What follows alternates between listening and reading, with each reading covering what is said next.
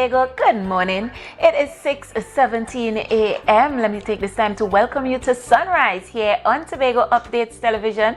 I am your host, Lavian Cupid, and we are coming to you live from the Port Mall, downtown Scarborough, Tobago.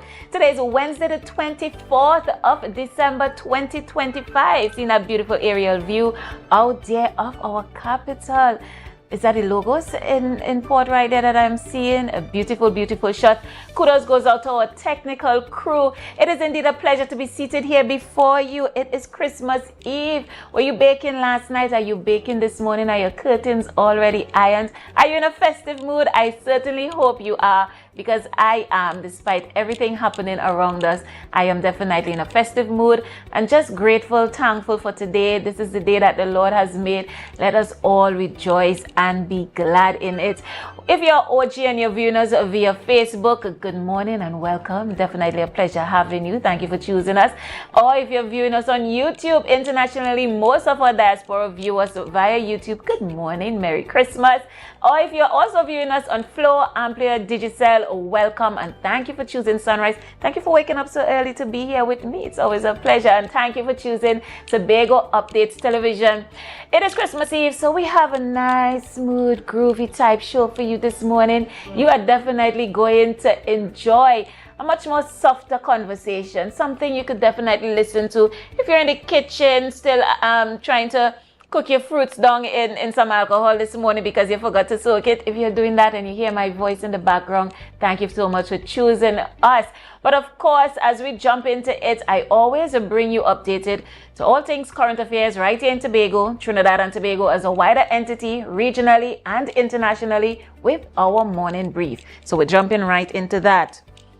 Works and Infrastructure Minister Jerlene John is seeking to assure the public that inter-island cargo operations will continue uninterrupted when the MV Cabo Star contract expires on January 12, 2026. Despite no finalized contract for a replacement vessel. Speaking to media personnel, the minister said arrangements were in place to ensure continuity. However, she declined to provide details, confirming only that a replacement vessel, quote, will be here, end quote. The assurance comes amid concerns from Tobagonians, including the Tobago division of the Trinidad and Tobago Chamber of Industry and Commerce. The MV Cabo Star transports food, building materials, and other essential items to the island and has served as the primary roll-on roll-off cargo vessel on the sea bridge since 2017. Of course, that conversation is still at the forefront because our very survival depends on a working operational cargo vessel here on the island. So we're going to keep our eyes on that, of course. Even though we jump into the festive season directly, Tobago Updates Television, we would be bringing you any updates and developments on that. Tobago has voiced disappointment over the government's decision to delay the inclusion of the steel pan on the Trinidad and Tobago's coat of arms until 2031. That's January 2nd, 2031. Despite the amendment being unanimously passed in Parliament earlier this year. President Beverly Ramsey Moore said the move undermines national unity and a historic step in cultural recognition. While not taking an adversarial stance, Tobago is calling for transparency and continued dialogue to uphold the significance of the decision. Meanwhile, Finance Minister Devendranath Tanku has defended the government's decision, stating that retaining the old coat of arms will save the country millions of dollars. He dismissed the talks of racial division, adding that it was strictly a financial decision. All right, well, until January 2031. Long pull, but we'll wait and see how all of that unfolds. Definitely some interesting developments there. Unfortunately, in some news of crime here on the island, a 38-year-old man was hospitalized on Monday afternoon after being stabbed during an argument with his sister at their family home in Roxborough. The incident reportedly occurred at around 2:05 p.m. on Monday, December 22nd at a residence on Boston Street. Police say the man became involved in a dispute with his 38-year-old sister, during which she allegedly grabbed a knife and stabbed him once in the lower right abdomen. The victim was initially taken to the Roxborough General Hospital before being transferred to the Scarborough General Hospital, where he underwent emergency surgery for internal injuries. Police Constable Scott of the Roxborough Police Station is continuing with investigations. Taking a look regionally, Colombia has declared an economic state of emergency, allowing President Gustavo Petro's government to impose taxes by decree to address funding shortfalls for hospitals, the military, and rising debt payments. The move follows the Congress's rejection of a tax bill that would have added about $4 billion to the 2026 budget in a key election year. Public spending has risen sharply since Petro took office in 2022, pushing the 2025 national budget to roughly $134 billion. The government says the emergency is needed to maintain fuel subsidies, pay health insurers, and invest about $700 million to help the military counter drone attacks by rebel groups. While no tax measures have been formally announced, media reports suggest possible new wealth taxes and higher sales taxes on alcohol. Once we say taxes, alcohol is always the first to go. Always. But I mean, this shows that governments all around the world are battling with financial constraints. We see what's also happening in France. But we also take heed that governments must know that you can't tax your way into promises. I mean, promises that you would have made on a political platform. You can't tax the people to be able to uphold that, right? We have to diversify our economy. And finally, internationally, the killing of a Hindu man during recent violent protests in Bangladesh has pushed already strained ties between Bangladesh and India into deeper crisis as the two neighbors continue to accuse each other of destabilizing relations. In India, the episode has sparked protests by Hindu nationalist groups after Dipu Chandra, a member of Bangladesh's minority Hindu group, was accused of blasphemy and beaten to death by a mob last week. Over 90% of Bangladeshi practice the Islamic faith. The incident happened hours before violent protests broke out over the murder of Sharif Osman Hadi, a prominent student leader who they say is linked to the Awami League, the party of disposed Prime Minister Sheikh Hasina, had fled to India, further fueling anti-India sentiment in Muslim-majority Bangladesh. Bangladeshi police, however, said there was no confirmation that the suspect had left the country. So, I mean, in Yemen, we have the Yemeni government and the Houthis. In Sudan, we have the SAF and the RSF. We have Palestine and Israel. In Sudan, I mean, it's all around the world. Geopolitical tensions keep rising. The death tolls keep rising as well. Definitely never something. I've seen Ukraine and Russia. Russia recently started their aggression into Ukraine again. Residents woke up to bombs being dropped. And it's always a sad state of affairs. But as always, the news brief here on Sunrise on Tobago Updates Television, keeping you updated with all things Tobago, Trinidad and Tobago as a wider entity, regionally and internationally, because we can never take our eyes off what's happening around the world. It does trickle down and does affect us. So as I told you before, we have an exciting show this morning, a nice, cool, groovy, it is Christmas Eve type show for you.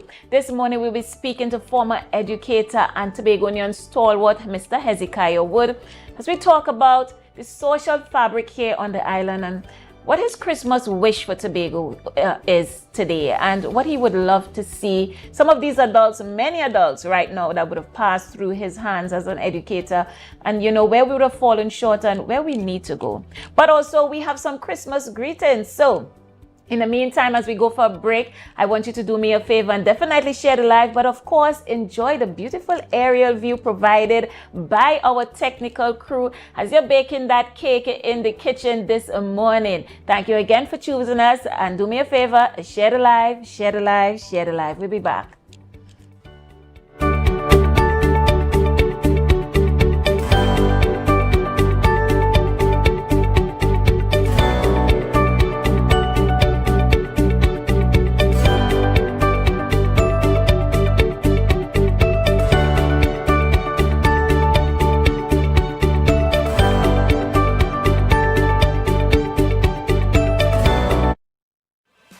Get ready to rewind the clock and ring in 2026 80s style. Magdalena Grand Beach and Golf Resort invites you to an unforgettable New Year's Eve retro party on December 31st, 2025 at the Tobago Lounge from 10 p.m. to 2 a.m.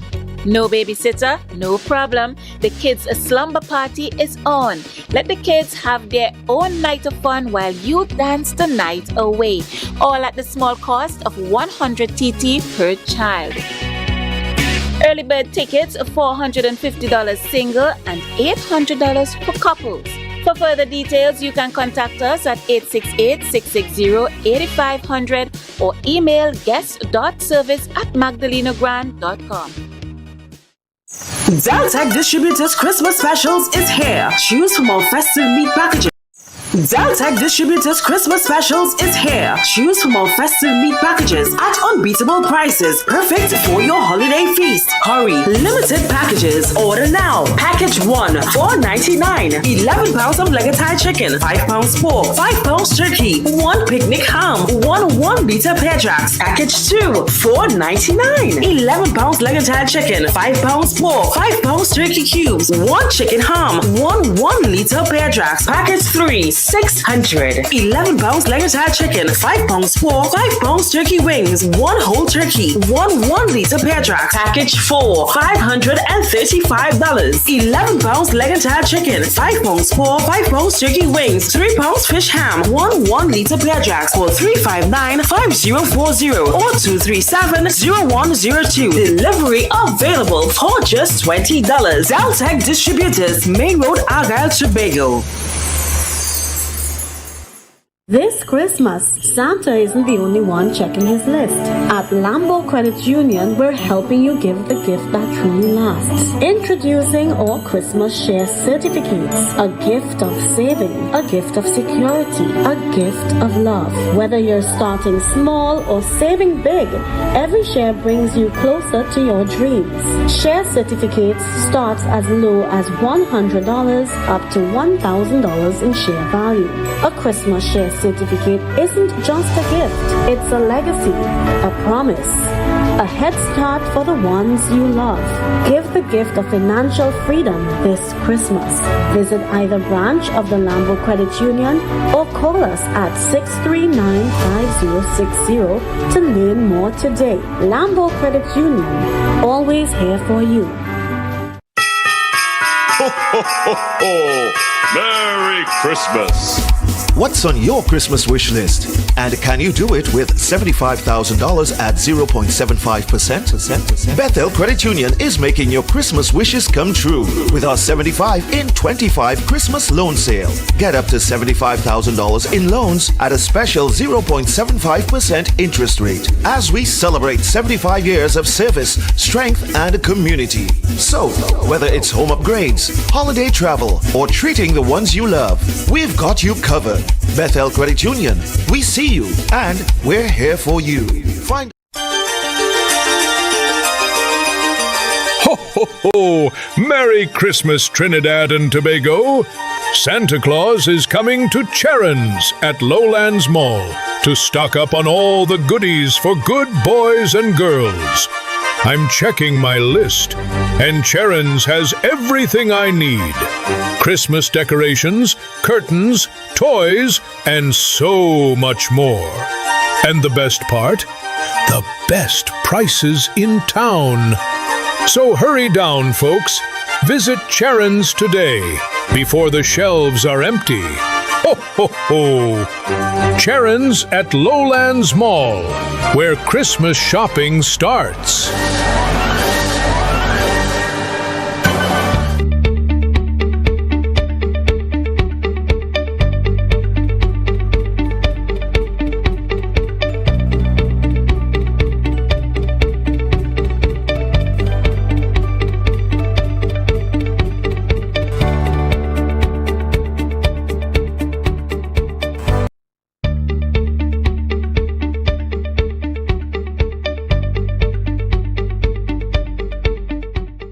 Viewers, welcome back to Sunrise here on Tobago Updates Television.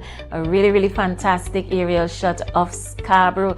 It is Christmas Eve. It is December the 24th. Yes, Wednesday, December 24th. Thank you again for choosing Tobago Updates Television, and thank you for waking up early to join me here on Sunrise. As I promised, it's a beautiful, just festive, easy breezy, cool morning with me this morning. So before we go into this Christmas greeting video, I want to remind you that we will be having conversations with former educator and Tobagonian stalwart Mr. Hezekiah Wood as we discuss the social fabric and what his Christmas wish for Tobago, for all those adult Tobagonians right now who would have passed through his hands. But you know what? Take a look at this video with Christmas wishes from our political leaders. I want to wish everybody a Merry Christmas. And my wish for Trinidad and Tobago, especially Tobago, is for them to open their eyes, wake up, and smell the coffee. Have a wonderful Christmas. And I've just finished off my hamper drive. And I want to wish everybody the best for the new year. Merry Christmas from Unity of the People, Executive, and myself as political leader to Unity of the People. Love one another. Share with one another, be your neighbor's keeper, and you will have a wonderful life. Bye. This is the season to be jolly. This is the season to look out for those who are not so jolly. It's the time when Tobago should come as one. So pay attention not only to your own circumstances, but that of your neighbor. Let's use the season to promote love among ourselves and love among even those who are different from us, who may be our enemies. This is Watson Duke of the Progressive Democratic Patriots, political leader, saying to you, Tobago, love you all madly, badly, and may we go into the new year with strength and resolve to build a better Tobago, and so Tobago can win.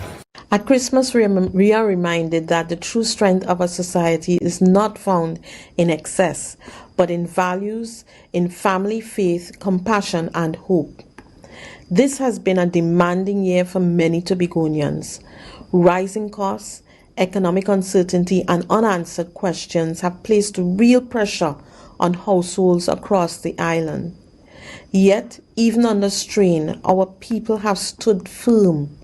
They have shown resilience, generosity, and a deep sense of community. That quiet strength is Tobago's greatest asset. Christmas invites us to pause, not to escape reality, but to confront it with clarity. It calls us to recommit to caring for one another, to protecting the vulnerable, and to insisting on leadership that respects the people it serves. It reminds us that better is not only possible, it is necessary. On behalf of the Innovative Democratic Alliance, I extend warm Christmas wishes to every family, every village, and every Tobagonian at home and abroad, persons living in Tobago and visitors. May your homes be filled with peace, your tables with sharing, and your hearts with renewed hope. From my family to yours, Merry Christmas.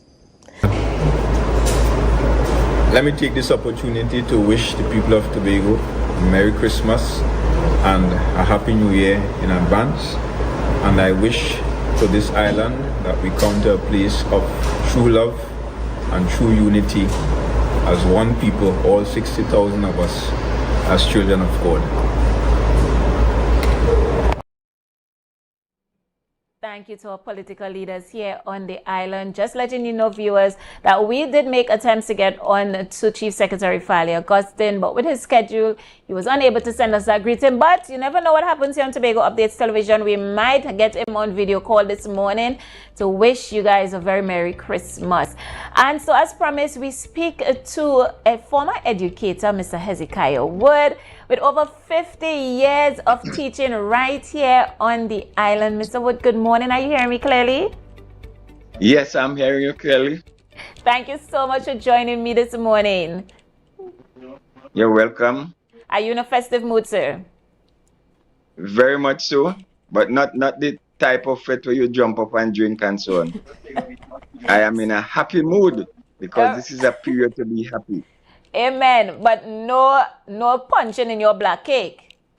Not at all. Okay, well, thanks for the clarity. I'll still pass a piece. But you know what, sir, as we dive into conversations this morning and we talk about a Christmas wish for Tobago. As a former educator, so many adults right now, possibly between the ages of 35 and older, would have passed through your hands. And of course, I know along the way, you might see some of them that are doing exceptionally well, that you're really proud of. And then some of them you might see that you still want to give a word of encouragement to let them know that the journey is not over. I want you to tell me, sir, this morning, from your point of view, from your perspective, where do you think we have fallen short in the social fabric of Tobago, that we have so many tears in our societal fabric at this time? I know that Tobagonians are people who like to work hard.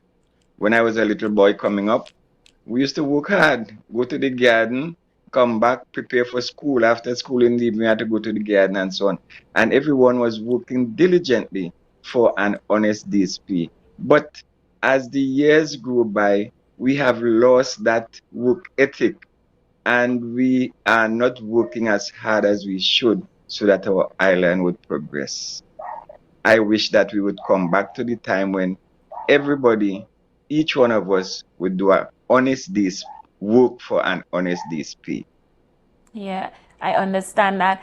And where do you think, sir, even non-governmental organizations, even churches, youth groups, because we seem to not be able to get a grip on our youth, where do you think that disconnect is right now? What could we do to possibly be able to get them into the fold? Because I could even speak at my church, our youth department is very much dwindling, you know, and we're trying our best to get it back up, to get the teens section back up. Where do you think that that segment is dwindling, and what could we do to possibly encourage more of that?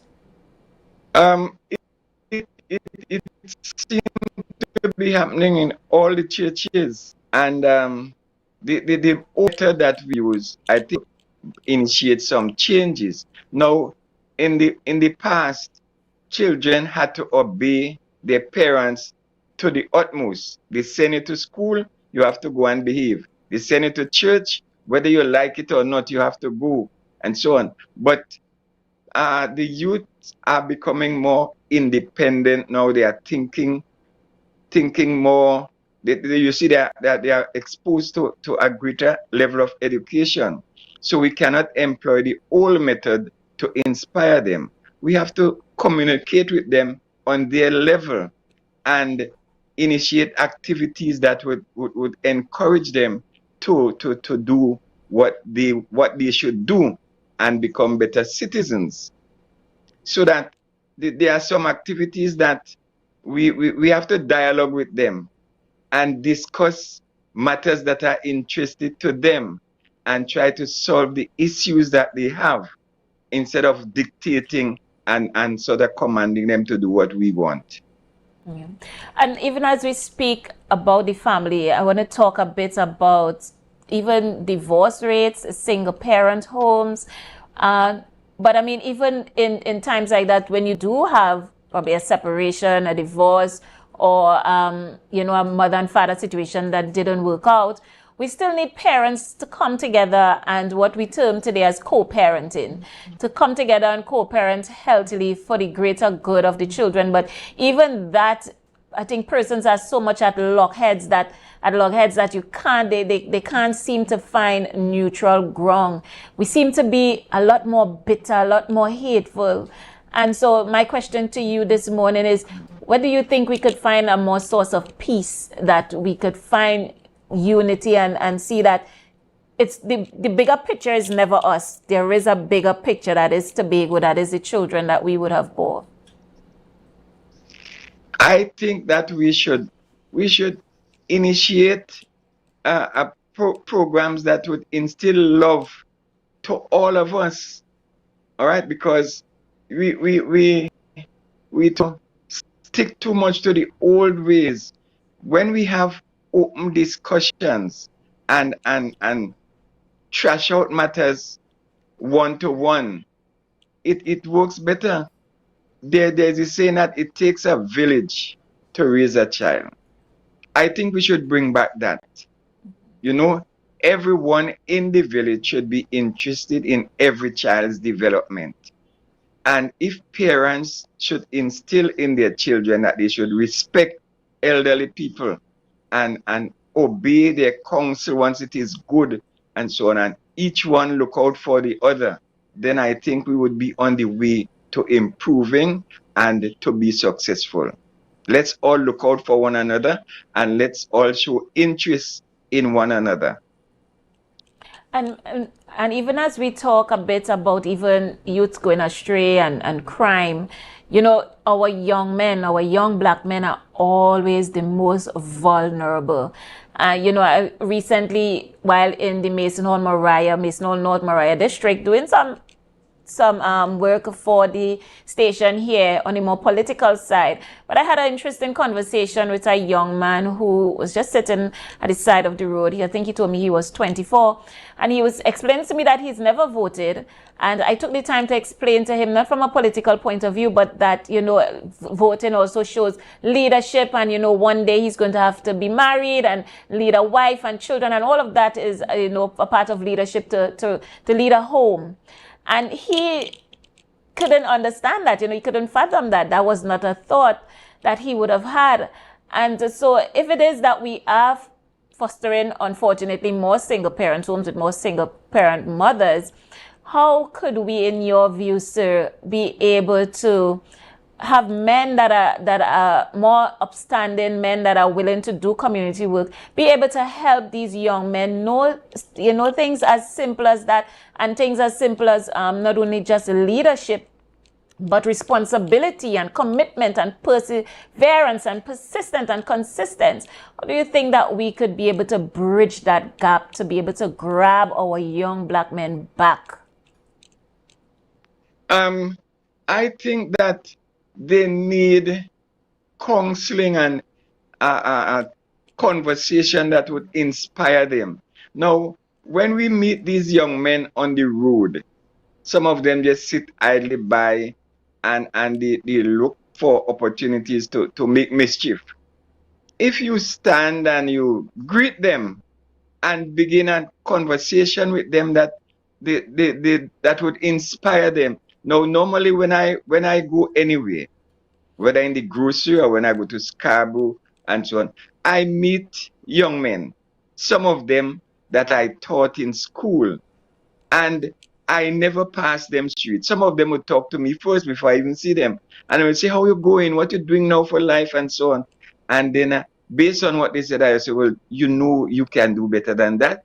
Mm-hmm. And I would give them suggestions what they can start to do, simple little things. And they would listen and they would say, thank you, sir, I would try. Give them words of inspiration, give them ideas that they can do to start to make them better and to live a better life. One of the simple things they can do, if you learn a trade, learn a trade and do it well. When you are good in your trade, you don't have to look for people, people look for you. Yes. To once you are operating well and you charge them reasonable. Simple things. You have a little plot of land at home, plant something, everybody has to eat. And you plant, and whatever you plant, it would sell because we all need food. And things like that. So that when you start to open the eyes and you say, well, these are simple things you can do, don't sit down by the roadside and waste your time. If some people look for early morning job, you finish your job 7, 8 o'clock. Don't just go and sit down in tongue and lime and drink a beer and so on. Do some other thing that would help you to increase your income and to make you a better man.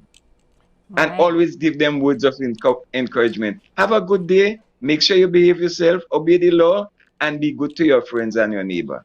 Amen. These things would sort of open their eyes, and they would begin to think and try to do something. And every time you meet them, you give them words of encouragement. And how you going?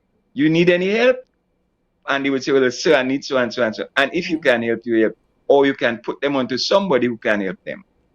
And so just before we wrap, it is the Yuletide season. So I want you to tell me, what is one of your fondest Christmas memories as a child? Give me something nice and golden, because my grandfather, God rest his soul, Silas Ashby, a Charlottesville-Nanian, is no longer here. So, and he would have been around your age. So give me something nice and golden that I could reminisce or just think back on from his point of view.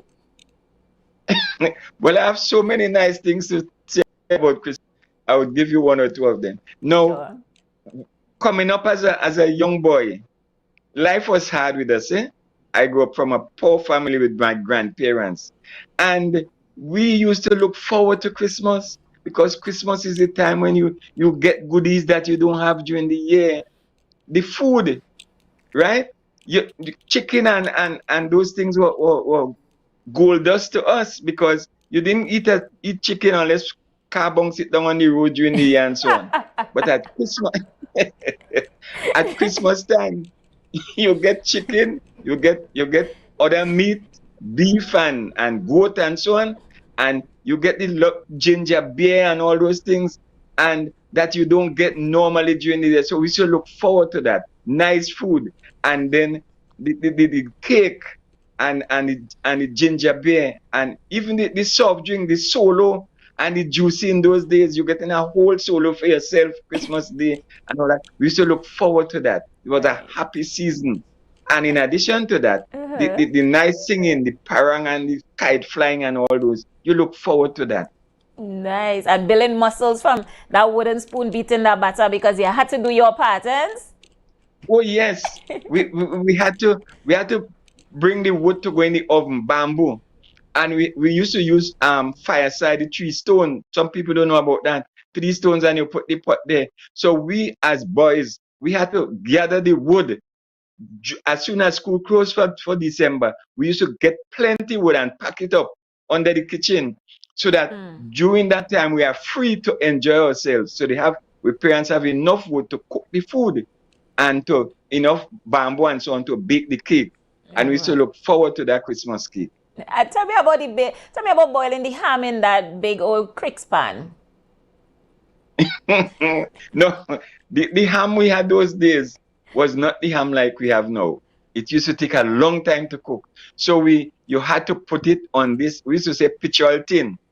Is a square tin that you use with the same wood fire outside, and you have to give it fire for a long time before it start to get soft and so on. And then when it was cooked, and you take it out and you put it on a platter and you carry it inside, Christmas morning you get your slice with your bread and so on, and you feel good, right? The baking of the cake, when the cake is finished, before they put the tins with the cake in the oven, what is left in the bucket, we used to have to scrape that out, and you lick your finger and so on. And you look forward to getting your big slice of cake. Or sometimes my grandmother used to make some small pans for us. So each person had a little pan of cake Christmas morning, and you're eating piece by piece, and you wish that it wouldn't finish. And you get your ginger beer and those things. It was a real happy time. Happy time. Yeah. But two things you mentioned there, 3 things. Number one, I don't know how old people in those times could make a sponge cake so soft and measure just by the blessings of the ancestors. No scale, they just know what they're doing. That's 1. 2, the ginger beer used to burn your chest, sir. And this, Oh yes, oh yes. the ham used to salty taste, so. So those three things stood out to me definitely from that time. But tell me, did you all used to do parang moving from house to house in that time on Christmas Day? Yes, yes. No, they used to have what we call Christmas caroling. The adults and some younger ones used to have singing carols and so on Christmas Eve night. So you go from house to house until Christmas morning, and when you go, you sing, and then they come out with the tray with the cake and the ginger beer and so on, and everybody take a drink and a little eat, as we say, one drink and go. And you go to a next house and a next house.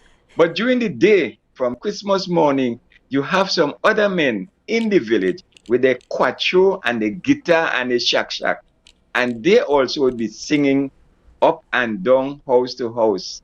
And as they move along, younger fellows used to join them. So you have a little group moving through the village now, singing and enjoying them. Yeah. But you know, Mr. Wood, I see now we have, I think Tobagonians are a little interested in pastel, but pastel wasn't so much a thing in Tobago in your time, was it? No, I know nothing about pastel. Yes, I didn't know anything about pastel in those days. Neither me. Right? I know about cake and sweet bread and tart and those things. Pastel was something that I didn't know about at that time. All right. And something about the dirt oven just used to make all the tart and the sweet bread and everything just taste extra good. Oh, yes. And we had another thing we called pay me. But that dirt oven thing, well, my grandmother, we had a dirt oven in the yard. And people used to come there to bake. You bake by turns. And one person finish, and then another person come, and if based on the amount you have, two person could bake at the same time. And then when you bake now in the oven, you have to leave a pan with my grandmother. That is your payment so for using the oven. So it was a communal setting. Everybody did not have a dirt oven in the yard. So those who had, other people used to come and use your oven. I was of the opinion everybody had one. No, everybody didn't have a dirt oven in the village. Those who did not have to go to those who had. And what was a sort of community thing? No vexation for that. People come and they bake and they leave a bread and a cake with you. So your quantity of bread and cake would increase for the holidays. Yeah. The same thing go with the farine. Farine, people used to have copper in the yard, not everybody. And those who had, that was come like the village copper. And you go there and you patch your farine and you leave some with the owner. So that is your payment. They never used to charge money. You give them some of the farine as your payment. I never ever knew that. That was a good community spirit. Of course. And if I could go and talk all the time. No, the community spirit that we had, it was that gone out the window now. When you have a funeral, for example, you hardly used to spend money. People come, the carpenters come, would make the casket in the yard. The people would come and cook food. Those who have garden would bring food for you. Those who don't have, they go to the shop, they bring some sugar, some flour, some rice and all that. The young men in the village would go to the cemetery, dig the grave, you feed them and all that. No money. But now, if you don't have money, you're dead. You're dead again. Yeah, so that community spirit is gradually dying out and people are becoming more selfish. Yeah. I have my money, I do what I want, you have yours, you have your problems, you solve it for yourself, and so on. That community spirit is not there, and I wish that it comes back. Because we were living very happy in those days. I agree. And you know, that is so true what you say about that community spirit. Many years ago, eons ago, when my grandfather left Charlottesville and he moved to Point Fortin in Trinidad to work in the oil boom then, our home in Trinidad there at that point in time when my mother would have grown up, they had the first television on the entire block. And, you know, he would invite all the children and everybody to come and watch the news and the one show.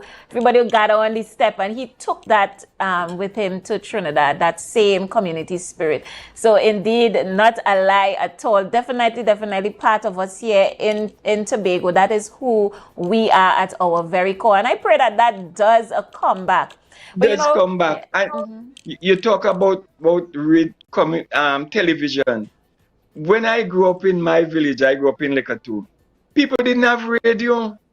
A few people had radio, and you had to put up a long cord outside on a bamboo rod, as the aerial they say, and you had a dry cell battery to operate.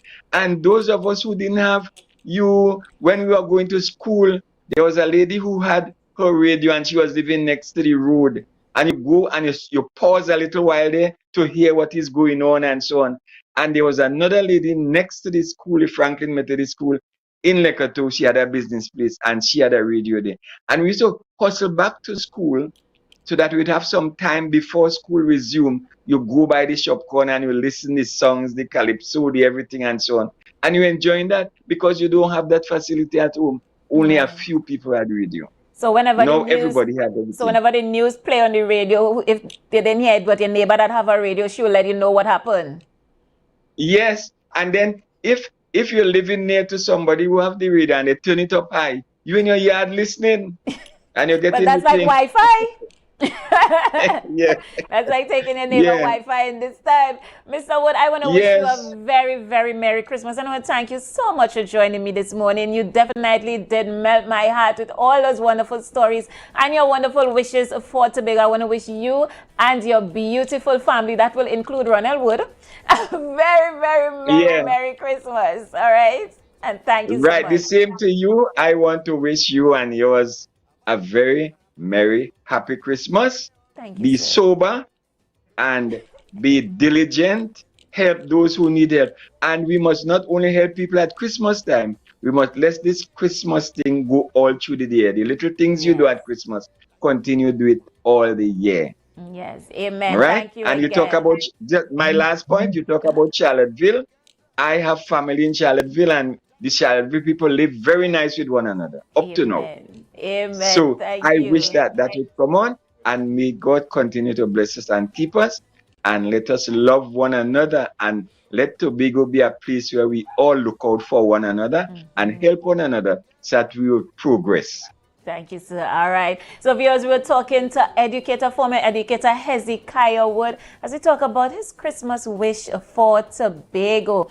That's it for Sunrise here this morning. But you know, on Tobago Updates Television, the programming isn't done. We have something special for you. Neighbor, bring out the hammers. We move over to the morning show with the lovely Vanessa and the lovely Natalia. Good morning, ladies. Good morning, Lavian. You look so lovely in your red this morning. Thank you. You too. We come back. And Natalia in her black and white, red, white, and black. It is Christmas. Cake. You all brought cake. What you all brought? Sorrel, what did you all bring? I was actually relying on you, Lavian. Yeah, I thought that you would have brought it in, because I mean, I'm listening to this conversation that you were having with Sir Woods, and I mean, I thought that you all were going to be prepared for this thing. Not y'all trying to get my Roxborough card revoked because I didn't bake cake. Not y'all trying to get my Roxborough. Vanessa, did you get a cup of ginger beer that beat your chest according to Lavian? I actually did not. So I actually thought she had stuck with her here this morning. Oh my God. Don't worry. I'm coming back. But I want to wish you guys a very Merry Christmas and a wonderful show. I know you have something really nice packed for viewers this morning. Merry Christmas, ladies. Merry Christmas, Lavian. Thank you. You're welcome. All right, viewers. So that's it for Sunrise. I really want to thank you so much for joining me this morning. You know, but as we end the programming this morning, and we go on with our lives, and we stay festive in this election season, not forgetting that it is an election season. With all that is happening in the world around us, I want you to remember your loved ones, remember others that might not have, remember the time that we are living in, and remember to do good and be nice to somebody else. And though I'm no songstress, but in the wise and timely words of Stevie Wonder and Andra Day, someday at Christmas, men won't be boys, playing with bums like kids play with toys. One warm December, our hearts will see a world where men are free. Someday at Christmas, there'll be no wars. When we have learned what Christmas is for, when we have found what life's really worth, then there'll be peace on earth. Merry Christmas.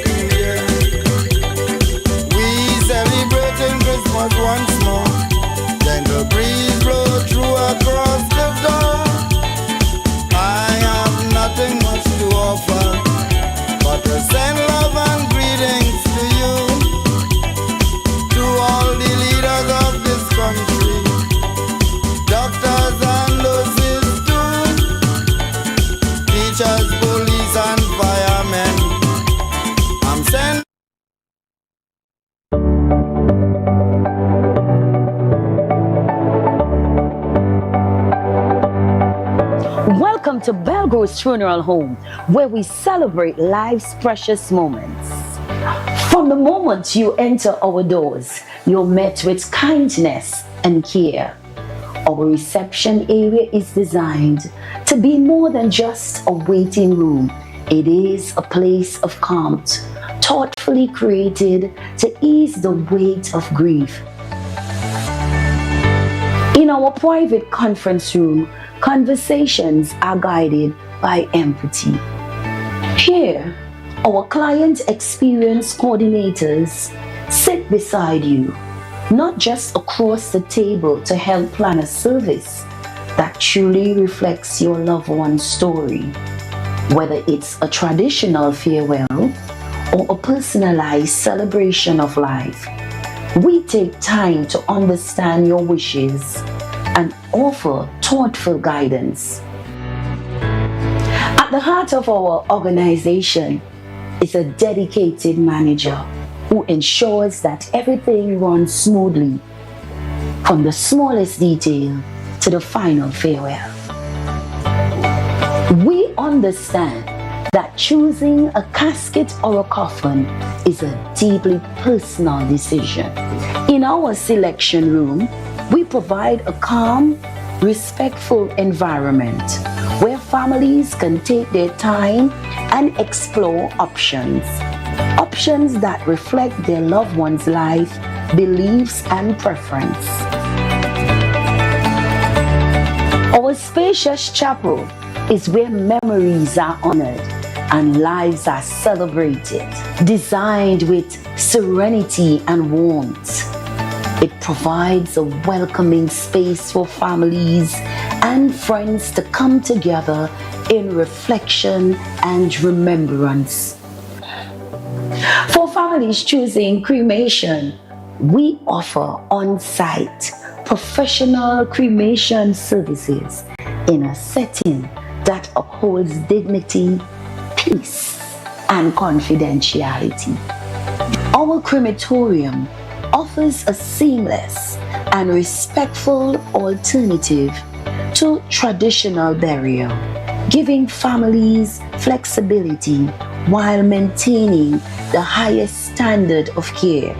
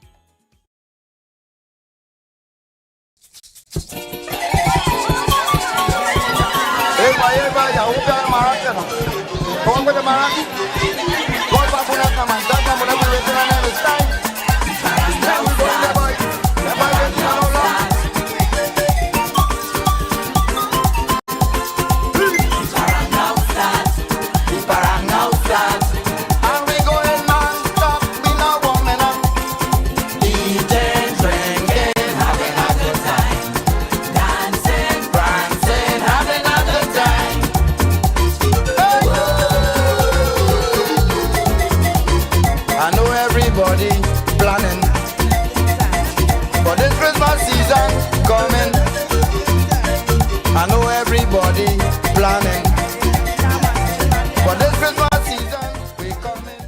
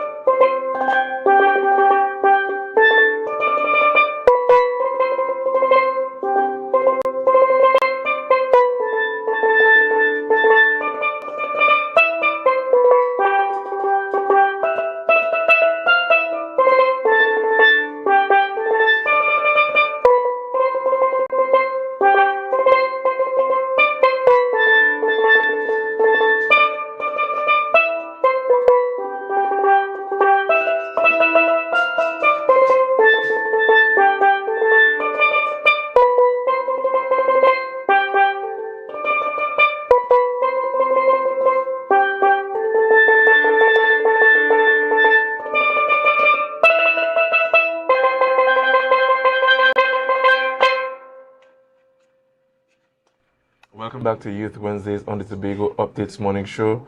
You're viewing us here live in Portmore, Scarborough, Tobago.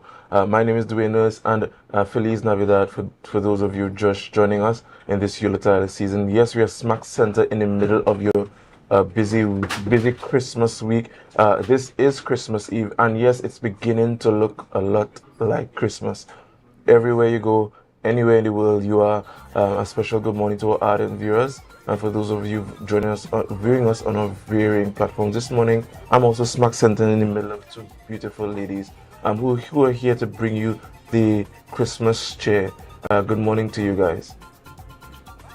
Good morning, Dwayne. Good morning to all our viewers. Oh yes. I think our viewers was expecting us to be in that three-shot thing, but we're actually here together on one table. Yeah. It's the Christmas season. I wanted to feel the love closer to Vanessa and Dina this morning. Yes. So we're here. We're in Tobago Updates, Portmore, Scarborough, where you're viewing us here live. Of course, on Facebook, YouTube, 102 on AMPLIA, 33 on Digital, 121 and 130 on Flow. Good morning to our ardent viewers. All right. I just want to comment on Lavion's song this morning. Yes. She started by saying she's no no songstress, but I think we all beg to differ. I think we were supposed to start this show with that Clock It for Lavion. So we're going to do that right now. Clock It for Lavion. Thank you. I'm not doing that.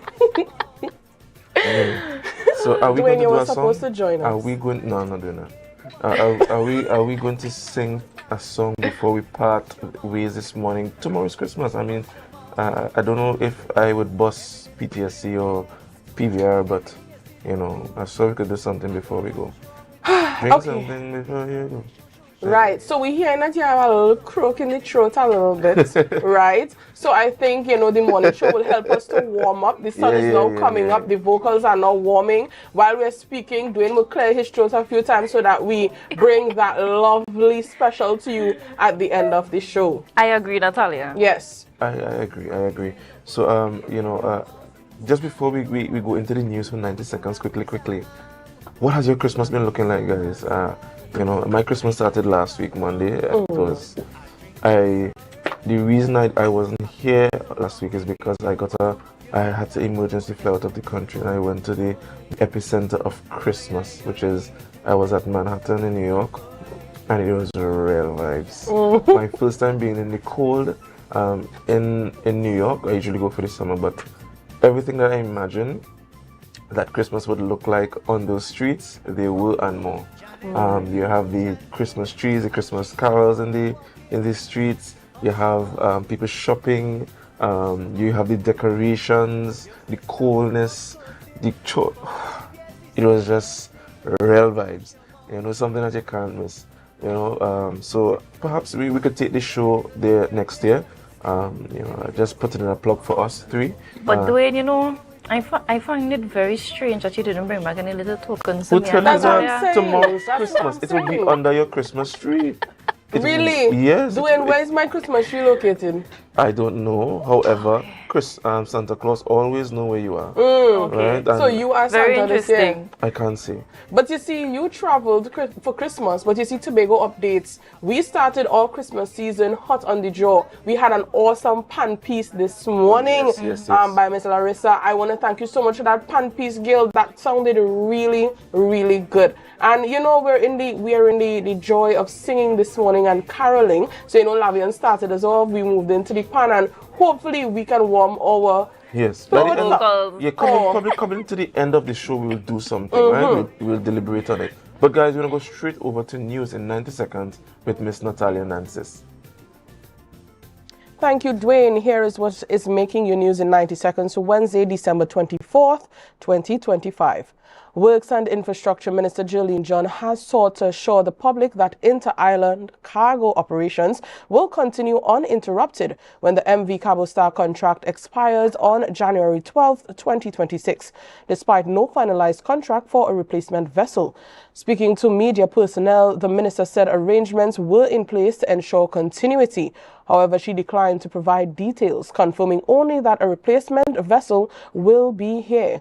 The assurance comes from concerns from Tobagonians, including the Tobago division of the Trinidad and Tobago Chamber of Industry and Commerce.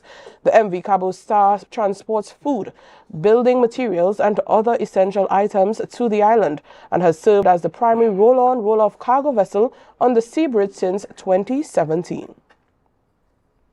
Tobago has voiced disappointment over the government's decision to delay the inclusion of the steel pan of Trinidad and Tobago's coat of arms until 2031, despite the amendment being unanimously passed in Parliament earlier this year. President Beverly Ramsey Moore said the move undermines national unity and a historic step in cultural recognition. While not taking on adversarial stance, Tobago is calling for transparency and continued dialogue to uphold the significance of the decision. Meanwhile, Finance Minister Davendranath Tanku has defended the government's decision, stating that retaining the old coat of arms will save the country millions of dollars. He dismissed talks of racial division, adding that it was a strictly financial decision. And finally, a 30-year-old man was hospitalized on Monday afternoon after being stabbed during an argument with his sister at their family home in Roxborough. The incident reportedly occurred at around 2:05 p.m. on Monday, December 22nd, at a residence on Boston Street. Police say the man became involved in a dispute with his 30-year-old sister, during which she allegedly grabbed a knife and stabbed him once in the lower right abdomen. The victim was initially taken to Roxborough General Hospital before being transferred to Scarborough General Hospital, where he underwent emergency surgery for internal injuries. Police Constable Scott of the Roxborough Police Station is continuing inquiries into the incident. These and other stories in our major newscast at 6:30 p.m. And that was your news in 90 seconds. Thank you, Mrs. Montrechard, for news in 90 seconds. We're going to straight over to our birthdays this morning. And while we are celebrating the Yuletide season, we do have birthday celebrants this morning. First, we have we're supposed to have not Miss Nancy's, but Miss Nikisha Peterson. Happy birthday goes out to you. Hear from us on Youth Wednesdays on the Tobago Updates Morning Show, and a Merry Christmas to you. Who do we have next? Next, we have Donald Wills. Happy birthday to you from the Tobago Updates family. We're wishing you a bright day. It's Christmas Eve. We want you to take your time and enjoy the season, but ensure to be safe. We hope you have a splendid day with your loved ones. All right. Next up, we have Velana Kerr. Happy birthday to you and Merry Christmas Eve. I know normally they say that December people have to get one gift for Christmas and their birthday. I humbly disagree. So I hope that your family gives you a gift for your birthday that is for the 24th and a gift for the 25th that is Christmas Day. A happy birthday to you, Miss Kerr. All right. And of course, Snoopy. Brother MC Snoopy. A happy birthday goes out to you, Mr. Keyshawn Wilson. We're matching colors this morning to some degree. Looking fly there, my brother. Don't be drop by, bring something. Let me drink later. I could drink a small. That is the Adventist beer. Yes. That's a gin thing. We'll take those. We'll drink Thank that. you so much. Right. The producers here, Mr. Wood, will definitely take a jinxing. Yes. Right. Because we don't do those strong drinks over here. Right. But who do we have next? We have Ms. Michelle Dates. Happy birthday to you from the Tobago Updates family. We're wishing you God's wishes, blessings in your new year, and that you spend with your loved ones and you experience all the joy and happiness that you owe and you deserve today. And last but certainly not least, we have Miss Ivy Morgan, dressed really swanky there, guys. Really I agree. Cute. I love this look on you, Miss Ivy Morgan, and I hope that your birthday look is as glamorous as this one. A happy birthday to you coming from our Youth Wednesday Tobago Updates family. All right.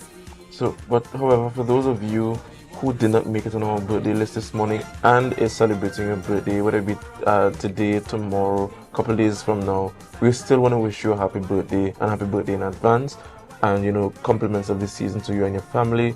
And I do hope that if for nothing else, the fact that you're alive brings you all the Christmas cheer you need. So thank you for that. We're gonna go straight over to our rundown this morning, and we have quite albeit very compact, it is very fun-filled this morning. We have some surprises for you. And this morning, first off, given the fact that we're not even on the cusp, we are at the epicenter of election season, the CivilNet will be hosting several conversations with candidates. And who's best other than to bring the renowned Xavier Edwards, who is the PRO, coming to shed some light on these upcoming discussions that have been ongoing thus far. What do we have next?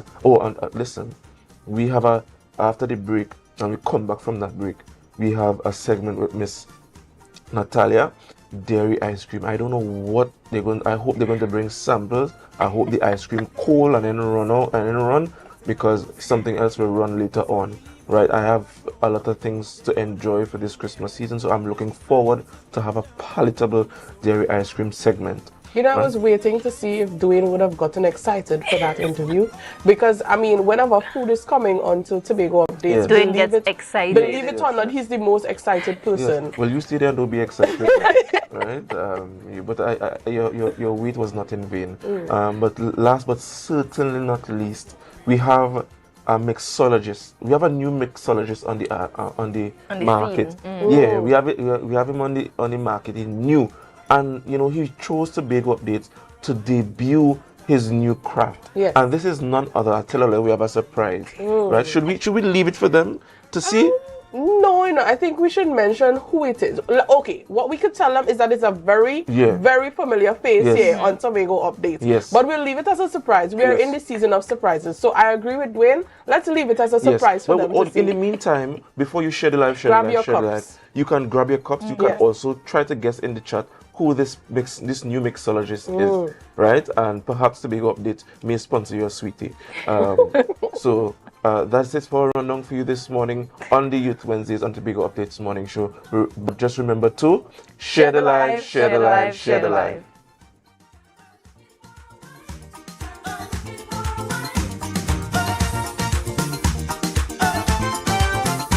Our world is filled with rhythm.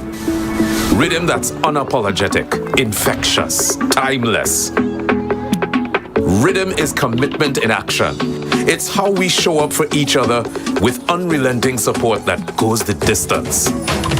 Rhythm lives in the tiny beats of our most intimate moments and the seismic roars of our biggest achievements. Rhythm is resilience in motion. So even when things go out of sync, we do what it takes to bring the rhythm back.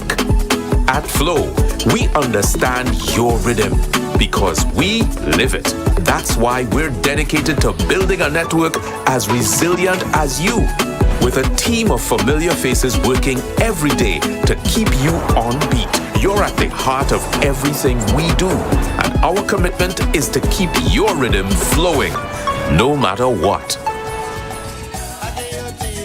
The Elections and Boundaries Commission wishes to inform all qualified persons who are not registered or are in doubt about their registration status that the electoral registration for the upcoming Tobago House of Assembly elections has begun. There are 2 days left to get your name on the revised list of electors. The final day for electoral registration is Tuesday, 23rd of December, 2025. Check your registration status on the EBC's website at www.ebctt.com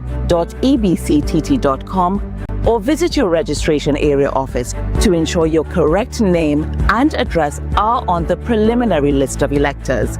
To vote is your right, but you must be registered. For further information, please call the EBC hotline at 785-8206 or 785-8211.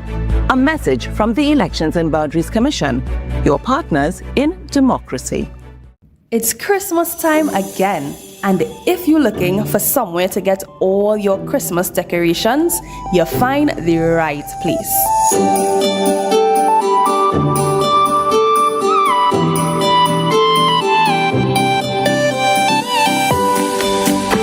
Christmas trees, jingle bells, pine cones, gift boxes, ornaments, flowers, and so much more. And it is the season to give. Get a wide variety of toys, from dolls, bicycles, racing cars, toy trucks, board and card games, and everything in between. Get your gift wrapping paper and gift bags too. Whatever decorations you need this Christmas, we have it at Terrific Ideas. You can now get whatever you need whenever you need it anywhere in Tobago with Tobago. Your meals, medication, groceries, and shopping all delivered directly to you. No more hassle, no more stress. Get the Tobago app today on Google Play or Apple App Store. That's TAPPOGO, and let us deliver to you. Check our website at www.tapogo.app or call the experts at 494-TOGO and 484-4746. Tobago. Relax. We will get it to you. Tobago's at your service. Are you in a dispute with a registered investment service provider of the TTSEC? Or maybe you're the victim of an investment scam? You can lodge a complaint or submit an anonymous tip to the Trinidad and Tobago Securities and Exchange Commission. Download our Investor Protection app or go to ttsec.org.tt to access our complaint form or submit an anonymous tip. Write a clear summary of your complaint. Submit copies of supporting documents along with the originals for verification. Provide a copy of the feedback received from the entity regarding your complaint. All investor complaints or scam reports submitted by the public are acknowledged and reviewed by the TTSEC. Investigations are pursued based on the outcome of the review. Trinidad and Tobago Securities and Exchange Commission, protecting the interests of investors and the public. You invest, we protect. Everyone benefits.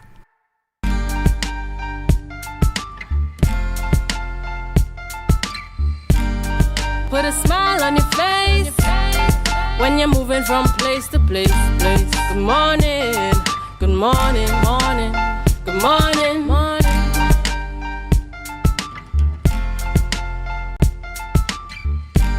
It's beginning to look a lot like election right here in Tobago. So this morning we are going to be having pre-election discussions surrounding the CivilNet organization and their upcoming or current discussions with the candidates vying for the Tobago House of Assembly 2026 January 12th elections. And this morning we'll be discussing with Mr. Xavier Edwards, certainly no stranger to the Tobago space. Good morning and welcome to you, Mr. Edwards. Good morning, good morning. I'm glad to be here. Good morning to everyone tuned in as well. All right, how you doing, my brother? Another day above ground, so we give thanks. Yeah. So just kind of give us some insight as to what CivilNet is and what they do. We've been seeing this organization popping up from time to time. Yeah. Just give us some insight. CivilNet is really just an amalgamation of citizens and organizations, non-politically aligned, and we've been operating in this space formally for about 5 years now and informally for 7. And we work towards, just a collective growth at the island. Is citizenry, the people here, and improving the life chances and opportunities. And we are no stranger to forums such as this. Even though this is the one that gets the most hype, we are also not strangers to doing other educational initiatives as well as, community work in various spheres beyond. But this is getting hype. Yeah, I saw some time ago that you all did, I think was a series. I think it was a book read or storytelling series at the library some time ago. Yeah, we've coordinated and collaborated with organizations like Tobago Writers Guild to do things like that, and we're just continuing our work. All right. So, what has inspired this initiative where you're interviewing candidates, vying for for leadership on the island of Tobago in the THE elections? Well, since general election 2020, which is when the conversations with the candidates initiative started, we've always felt need to create a platform that is non-biased, that all the candidates could sit at the same time and have a conversation, because effectively, even though at the end of the election season there's one winner in each seat, everyone has their support in various spaces, and the idea is to work together. So why not sit on a table together rather than you go to your people and have a session, I go to my people and have a session. And there are a lot of people who would not go to any of these sessions. True. So that's really the purpose of it, a non-biased, moderated space where you could interview your candidates, but also outside of that, apart from just like a top-down method, the audience gets to ask questions in those sessions. They get to submit questions beforehand. They get to go up to the mic and say, well, Chief, this is what I want, or Mr. Morris, what I want, or, this is my challenge, and how could you address that, So it's an engaging sort of platform rather than a lecturer and an audience. Makes sense. And as you spoke to the aspect of bias, you showed where the amalgamation of all minds, all supporters, whether you support red, pink, yellow, green, or non-support group, any group at all, you bring in the persons from all spaces to lend to the discourse. How do you ensure that those who are sitting at the seat and being asked the question also feel that sense of non-bias? Because we live in a small space. Somebody must know somebody. Kelvin Morris might be my uncle. He might teach me in school. How do we eliminate that bias so that whatever is being asked and whatever is coming from the candidates to the audience is ensured is virgin in its nature? One of the things that we do is we're very particular about who is selected as a moderator. Okay. That interview process is rigorous, and we go through a serious process before we say, well, okay, yes, you can moderate. The next thing is we will have a set of rules at every panel discussion. I mean, no disrespect. Various things, just so people understand, this is a conversation, not a battering fest. Yeah. And, we do the best we can. At the end of the day, everybody will come with their individual perspective, but we do the best we can in terms of preventative when it comes to both who the moderator is, who is strong enough to manage, but also calm enough to listen and give space where needed. And then we set up the parameters for the audience so that they understand, this is how we engage in this conversation. And we're seeing this schedule, and you're commencing on the 28th? On the 28th, right? It had to be after Christmas. And what inspired this color? Because, I see IDA carrying the purple. Is there any influence by the idea on this thing at all? I don't even know if this is other color, we color. I just don't being know. facetious. I just seen it here, but I like the color purple too because purple is a color of royalty. So it has many other connotations for the colors. People are thinking this season, you know what I mean? Look at my hat and all, plenty things going on here. Yes. Yeah, man. 28, man. I'm looking forward to the 28th. Let me just touch on the 28th quickly before we go, right?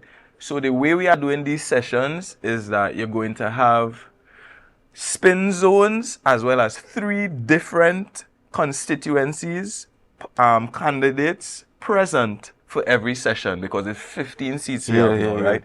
So for the one on the 28th is Speyside, that would be Roxborough Argyle. Roxborough Argyle as well as Belgarden Goodwood. And it's running from 6 p.m. Belgarden Glamorgan. Belgarden Glamorgan. It's running from 6 p.m. to 9:30 p.m. So each constituency has an hour, and then there's a 10-minute spin zone in between. So it's a town hall session. Once you live in the community, you could come. It's going to be held at Scarborough Library for this first session. And we're going to have the candidates there. We're going to have the audience there, the citizens there, and come and talk to the people, engage. The process is not about just going out and voting. That's the least of it. So that's really good. So what impact would this have on the election, or what has this initiative like this from CivilNet have on the elections thus far? Do you think that it would inform the decision of the electorate to a greater degree as to who might be the best choice to take Tobago forward? It will definitely, in my opinion, create a more informed electorate because it gives the electorate the opportunity to engage. Now, that said, it's still up to you. At the end of the day, you have to care enough to come out. You have to feel inspired enough to ask a question. But it has, I think, improved the level of engagement of the community and the engagement of the electorate beyond just a voting day because we continue to encourage people to share their perspectives, to engage in things like the Tobago Performance Survey, which we do every year to evaluate both the Tobago House of Assembly performance as well as you as a citizen, how much you contribute into your own community. So we're just encouraging people to come out and engage. Over the last sessions, which we have not really had as large or as big an opportunity to have such a big audience, it's been online, and we've gotten 20,000 views here, 30,000. I mean, good. People engaging. So it's a good thing to see. That's good. Some might argue that, the reason why CivilNet is doing this is because on the platforms, the policies to take Tobago forward aren't really clear enough. So, the CivilNet thought it best to break it down for those who might not be able to understand, because them political platforms and as clear and so it's very ambiguous. Do you agree that those on the hustings, those are the epicenter or the forefront of their campaigns on their various platforms are bringing their messages clear enough so that and palatable enough for the electorate to understand? What are your thoughts? I think that they are presenting, everyone will present as best as they could. But in my experience, sometimes you need someone to stimulate you thinking in a different way to bring forth a different answer. Makes sense. When me and you engage in here is a different kind of... versus you talking to me I understand. And I listen in alone. Right, good. Because there's a special energy that's created during communication and conversation with 2, 3, 4, 5 people. Yes. You know, the what has CivilNet observed over the years? Because I'll tell you my observation after you answer.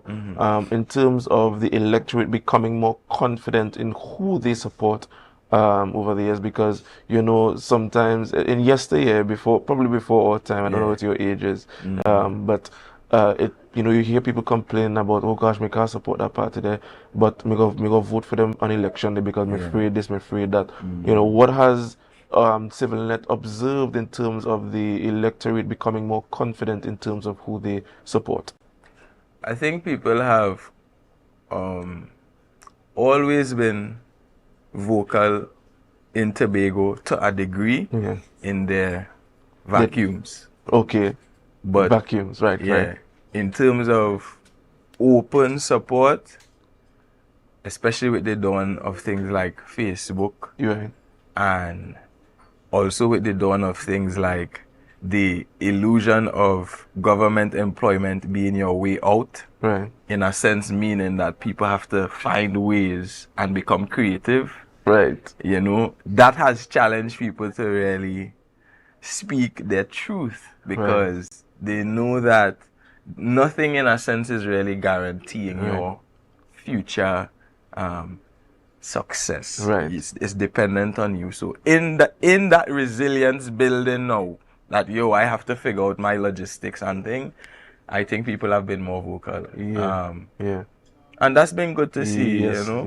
Yes. I agree with you, because I've noticed that, you know, regardless of whomever people support, you know, people are more vociferous. In fact, they not just vociferous, but they are more bold to show who they support by putting on jerseys, by making public comments, making videos, you know. And I don't know if it's a consequence of social media, but you know, I think it's important. Right? Before we have but a short time, I just want to have a few more questions, and then you'll rehash when the schedule is. In terms of the political landscape of Tobago, what are your thoughts now on the political landscape in terms of its climate? And what improvements does CivilNet see Tobago, the political landscape in Tobago, needing to have to get where we need to be as an island? It's a challenging question to answer, to be honest, because everybody has their ideas on what they think would be best, including us, including the candidates, including the citizenry and the electorate. Everyone is doing their best. I think, you know, coming out of my recent trip to Ghana, there is a significant movement towards unity, unification, and collaboration. You went to Ghana, brother? Yeah. You have to tell me about that trip there after. We got to talk after. Between the countries, and there is, the fact remains, our unity is in our strength. So, you know, strength is in our unity, and you know, both. It is. You know, regardless of how vocal people are becoming, or who feel like they could challenge their leader, or who could go out and vote, or how much things CivilNet do on our own, or how much things Tobago updates do, or at the end of the day, we have to find some way to put aside our little differences. And they're really little. Tobago is a small village. You know what I mean? Tobago is a small village. To put aside them differences and find ways to sit at the table. And that is why we are challenging those who are offering themselves representation to lead by that example. Find a way to put aside those small differences and sit at the same table and have a conversation. All right. So before we go, I would allow Mr. Xavier Edwards to rehash the dates, you know, for the discussions or these conversations rather. You know, come out and support, pledge your support, ask your questions, ask all the hard questions you need to ask. You know, this is all about accountability, democracy, and the Westminster style model of governance is all about accountability. So come out and hold your candidates to account. You take it away, Mr. Edwards. All right, let me just run through the first session we're having, the 28th of December, which will be at Scarborough Library. It will be from 6 p.m. to 9:30 p.m. with each constituency having a 1 hour session for the conversations. So the first one will be from 6 to 7, Palatovia lands for me Speyside. The next one will be from 7:10 to 8:10, Roxborough Argyle. And the third one will be from 8:20 to 9:20, Belgarden Glamorgan. That session will have 10-minute spin zones in between where we could engage and talk and mix up the different constituency. One big village either way. Right? The next session will be on the 30th, Scarborough Library as well, Mount St. George, Goodwood, Signal Hill, Patience Hill, Darrell Spring. Right? So, and then stay tuned to Tobago CivilNet page on Facebook, where you'll be able to find all the information for the upcoming sessions, as well as submit your questions beforehand, just in case you won't be there, by sending email to us at tobagocivilnet@gmail.com or messaging us on Facebook for East Tobago CivilNet. And that's how we can engage and keep the conversation going. Right. So thank you, Mr. Edwards, for joining us. Guys, we have to take a quick break. Remember to share the live, share the live, share the live. We go over to Natalia with Dairy Ice Cream.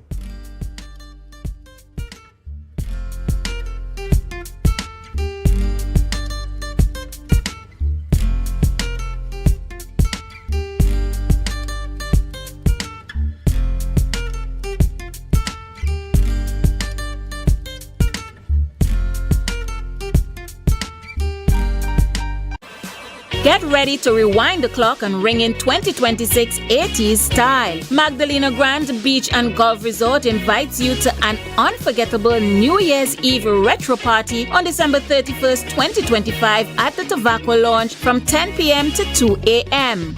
No babysitter? No problem. The kids' slumber party is on. Let the kids have their own night of fun while you dance the night away. All at the small cost of 100 TT per child. Early bird tickets $450 single and $800 for couples. For further details, you can contact us at 868-660-8500 or email guest.service@magdalenagrand.com. Deltec Distributors Christmas Specials is here. Choose from our festive meat packages at unbeatable prices, perfect for your holiday feast. Hurry! Limited packages. Order now. Package 1, $4.99. 11 pounds of leg-of-thigh chicken, 5 pounds pork, 5 pounds turkey, 1 picnic ham, 1 liter pear jacks. Package 2, $4.99. 11 pounds leg-of-thigh chicken, 5 pounds pork, 5 pounds turkey cubes, 1 chicken ham, 1 liter pear jacks. Package 3, $600. 11 pounds leg-of-thigh chicken, 5 pounds pork, 5 pounds turkey wings, 1 whole turkey, 1 liter pear jack. Package 4, $535. 11 pounds leg-of-thigh chicken, 5 pounds pork, 5 pounds turkey wings, 3 pounds fish ham, 1 liter pear jacks for $359-5040 or 237-0102. Delivery available for just $20. Deltec Distributors, Main Road, Argyle, Tobago. This Christmas, Santa isn't the only one checking his list. At Lambo Credit Union, we're helping you give the gift that truly lasts. Introducing our Christmas Share Certificates. A gift of saving, a gift of security, a gift of love. Whether you're starting small or saving big, every share brings you closer to your dreams. Share Certificates starts as low as $100 up to $1,000 in share value. A Christmas Share Certificate isn't just a gift, it's a legacy, a promise, a head start for the ones you love. Give the gift of financial freedom this Christmas. Visit either branch of the Lambo Credit Union or call us at 639-5060 to learn more today. Lambo Credit Union, always here for you. Ho, ho, ho, ho! Merry Christmas! What's on your Christmas wish list? And can you do it with $75,000 at 0.75%? Bethel Credit Union is making your Christmas wishes come true with our 75 in 25 Christmas loan sale. Get up to $75,000 in loans at a special 0.75% interest rate as we celebrate 75 years of service, strength, and community. So, whether it's home upgrades, holiday travel, or treating the ones you love, we've got you covered. Bethel Credit Union, we see you and we're here for you. Find Ho, ho, ho! Merry Christmas, Trinidad and Tobago! Santa Claus is coming to Charon's at Lowlands Mall to stock up on all the goodies for good boys and girls. I'm checking my list, and Charon's has everything I need. Christmas decorations, curtains, toys, and so much more. And the best part? The best prices in town. So hurry down, folks. Visit Charon's today before the shelves are empty.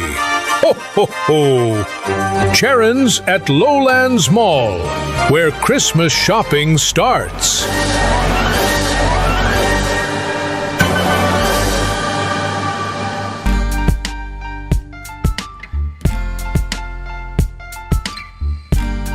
Put a smile on your face when you're moving from place to place. Good morning, good morning, morning, good morning, morning.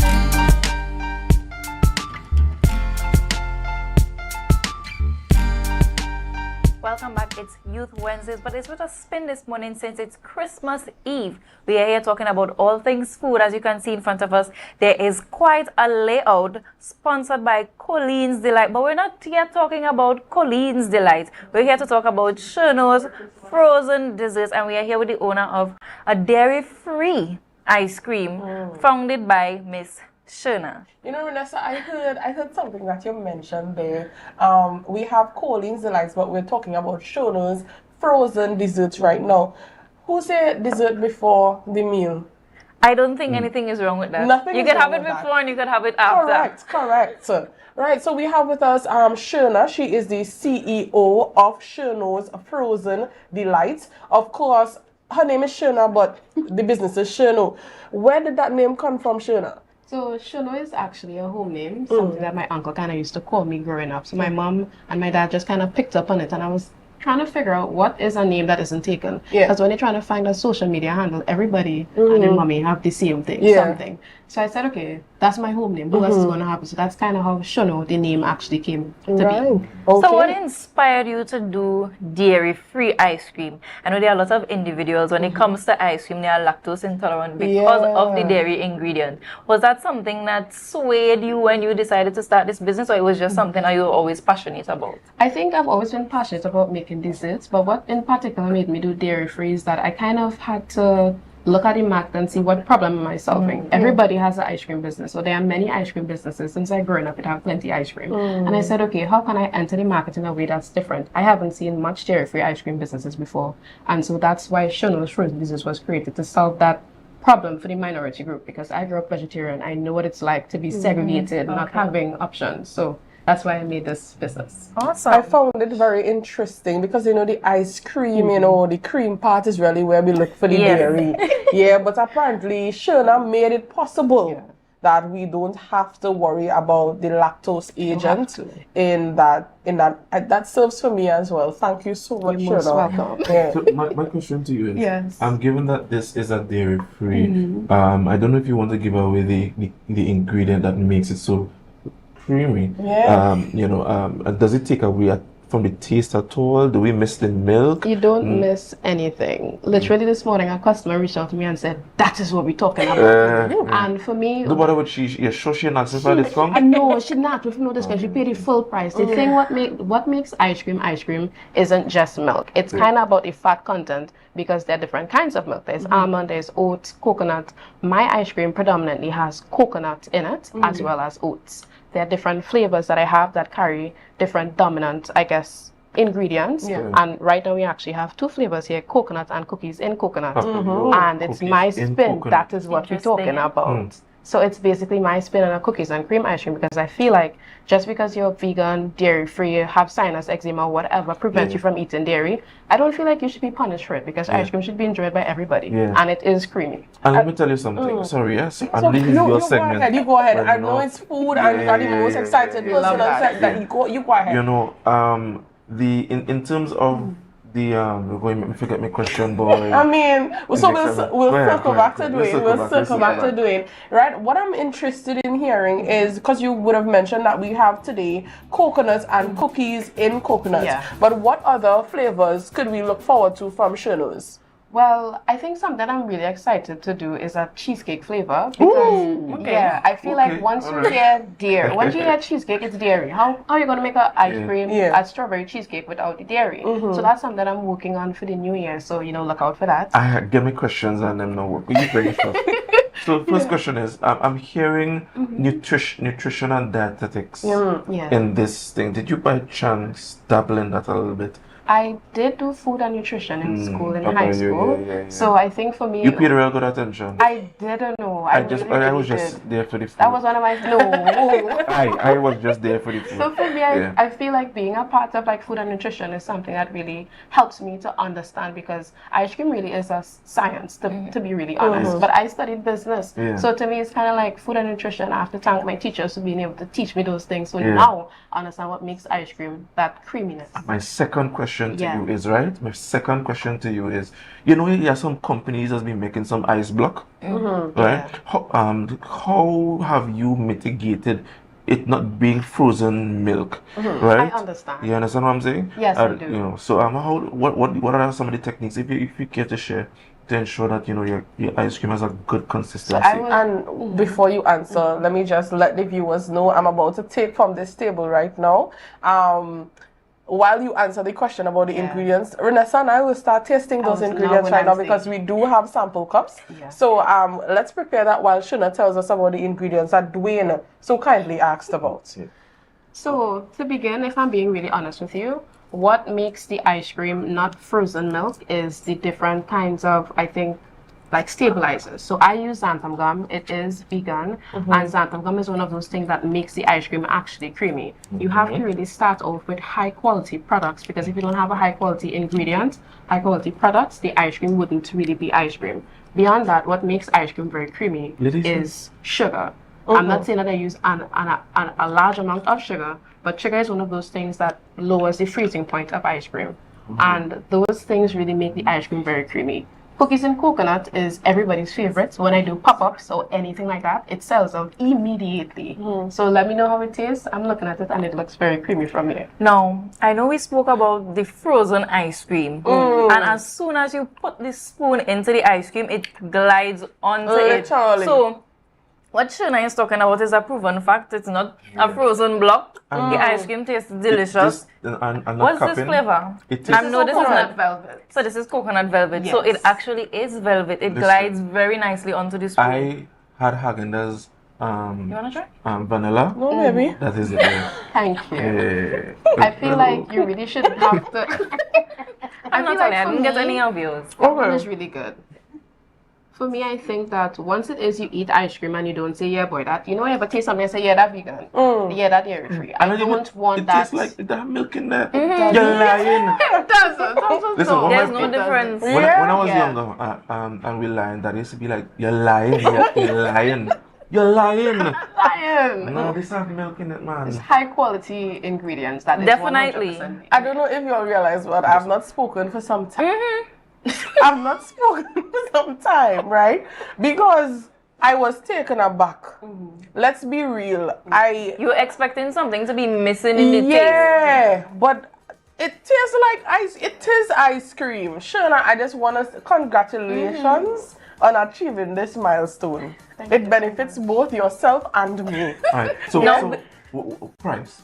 What is it called? Yeah. So it has 4 sizes. This is the fongs, which is a quarter pint. This one is, this specific flavor is 25. I have 5 flavors. I should start off with that. I have coconut velvet, which is what Renessa has. I have peanuts, purely peanuts. I have banana bread crumble, caramel toffee crunch, and I have, I don't have the next one right now. Sorry about that. But yeah, that's the flavors that I have. And that starts at $25. Yeah. Some are 20. The premium flavors are 25. And the classic flavors are 20. I have larger sizes, which is the full pint, which is this one right here. This is 85 for the full, well, this flavor is 80 because it's a standard flavor. And then the premium flavors are 85. I must say it is very cost effective. You put it in the ice cream. How? Dwayne, explain yourself. But before we go, Shona, I want you to share with the viewers how they can get into contact with you and also to share your social media handles. Now, I've come across some of Shona's TikToks about her ice cream and it's really intriguing. She's very creative. So it's not just in the food aspect, she's creative in terms of content as well and putting on herself and marketing her product. So Shona, please share with our audience your social media handles and how to get into contact with you. So you can get into contact with me directly on WhatsApp at 707-6572-WINK. And you can also find me on Instagram at shono.tt. And then you can find me on TikTok at Inspire by Shona. Could you just give us that contact number? We want to hear the number so that we know who to call. So my contact is 707-6572. You can message me or call me directly on WhatsApp and I will make your ice cream for you immediately and bring it. 707-6572. That is Shono's Frozen Desserts. Yes. Alright, and I must say that you all need a cup. Go to any pharmacy in Trinidad. But you could also order it directly from me. And you can also order directly from Shono's Frozen Desserts. Thank you so much, Shona, for coming on this set with us. We enjoyed, I know Dwayne enjoyed this set. Because he tried to pocket your sample. Yes. He tried to pocket it. How do you pocket ice cream? We don't know. But as you can see, this morning is the morning of impossible because Shona brought to you dairy-free ice cream that remains ice cream centered. Guys, you heard it here first. Tobago Updates Youth Wednesdays with Shona Cunningham, CEO of Shono's Frozen Desserts. Thank you so much for viewing with us. Now, we have something else in store for you, something in the making, something in the mixing. But before we get there, we just want to ask you to share the live, share the live, share the live. We'll be right back.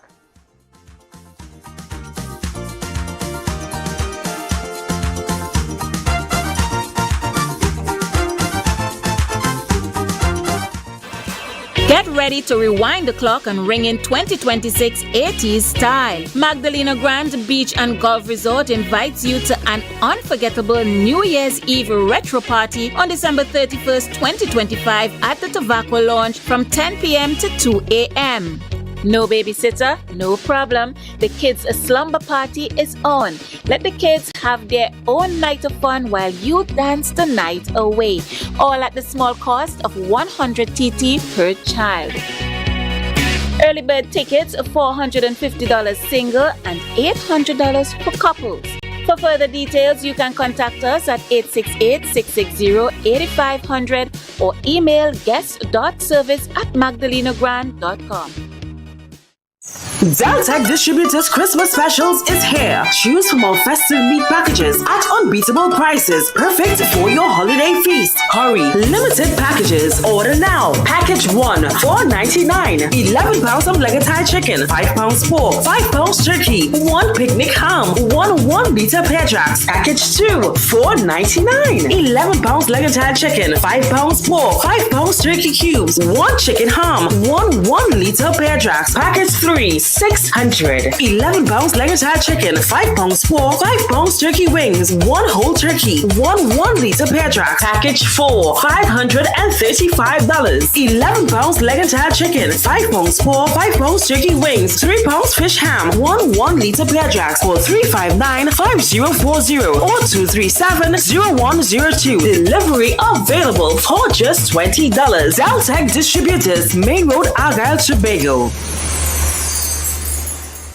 Welcome to Tobago Glass Supplies Limited, where innovation meets excellence and service reigns supreme. Our commitment is simple: to provide high-quality, innovative aluminum, vinyl, and glass solutions for both commercial and residential spaces.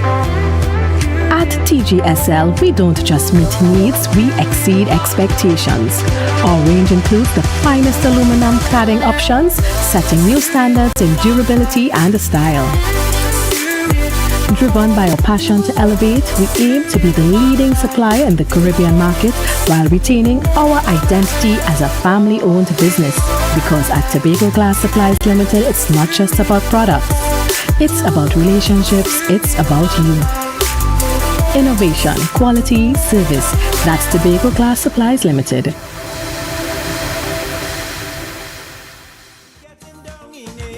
And he want a help So he looking for a wife, the ideal companion, and he know the best woman from the Caribbean.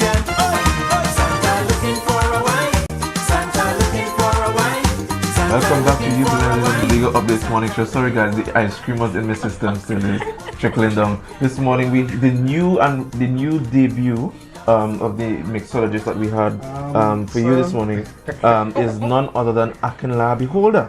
Right? This man does wear plenty hats. Yes. So we just want to welcome him. Let me just shake your hand, sir.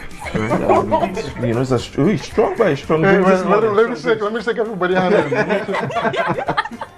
Okay, so Tobago, I'm not a mixologist. I did a mixology course, and I'm going to do something for the people here on Tobago Update this morning, see what I can do.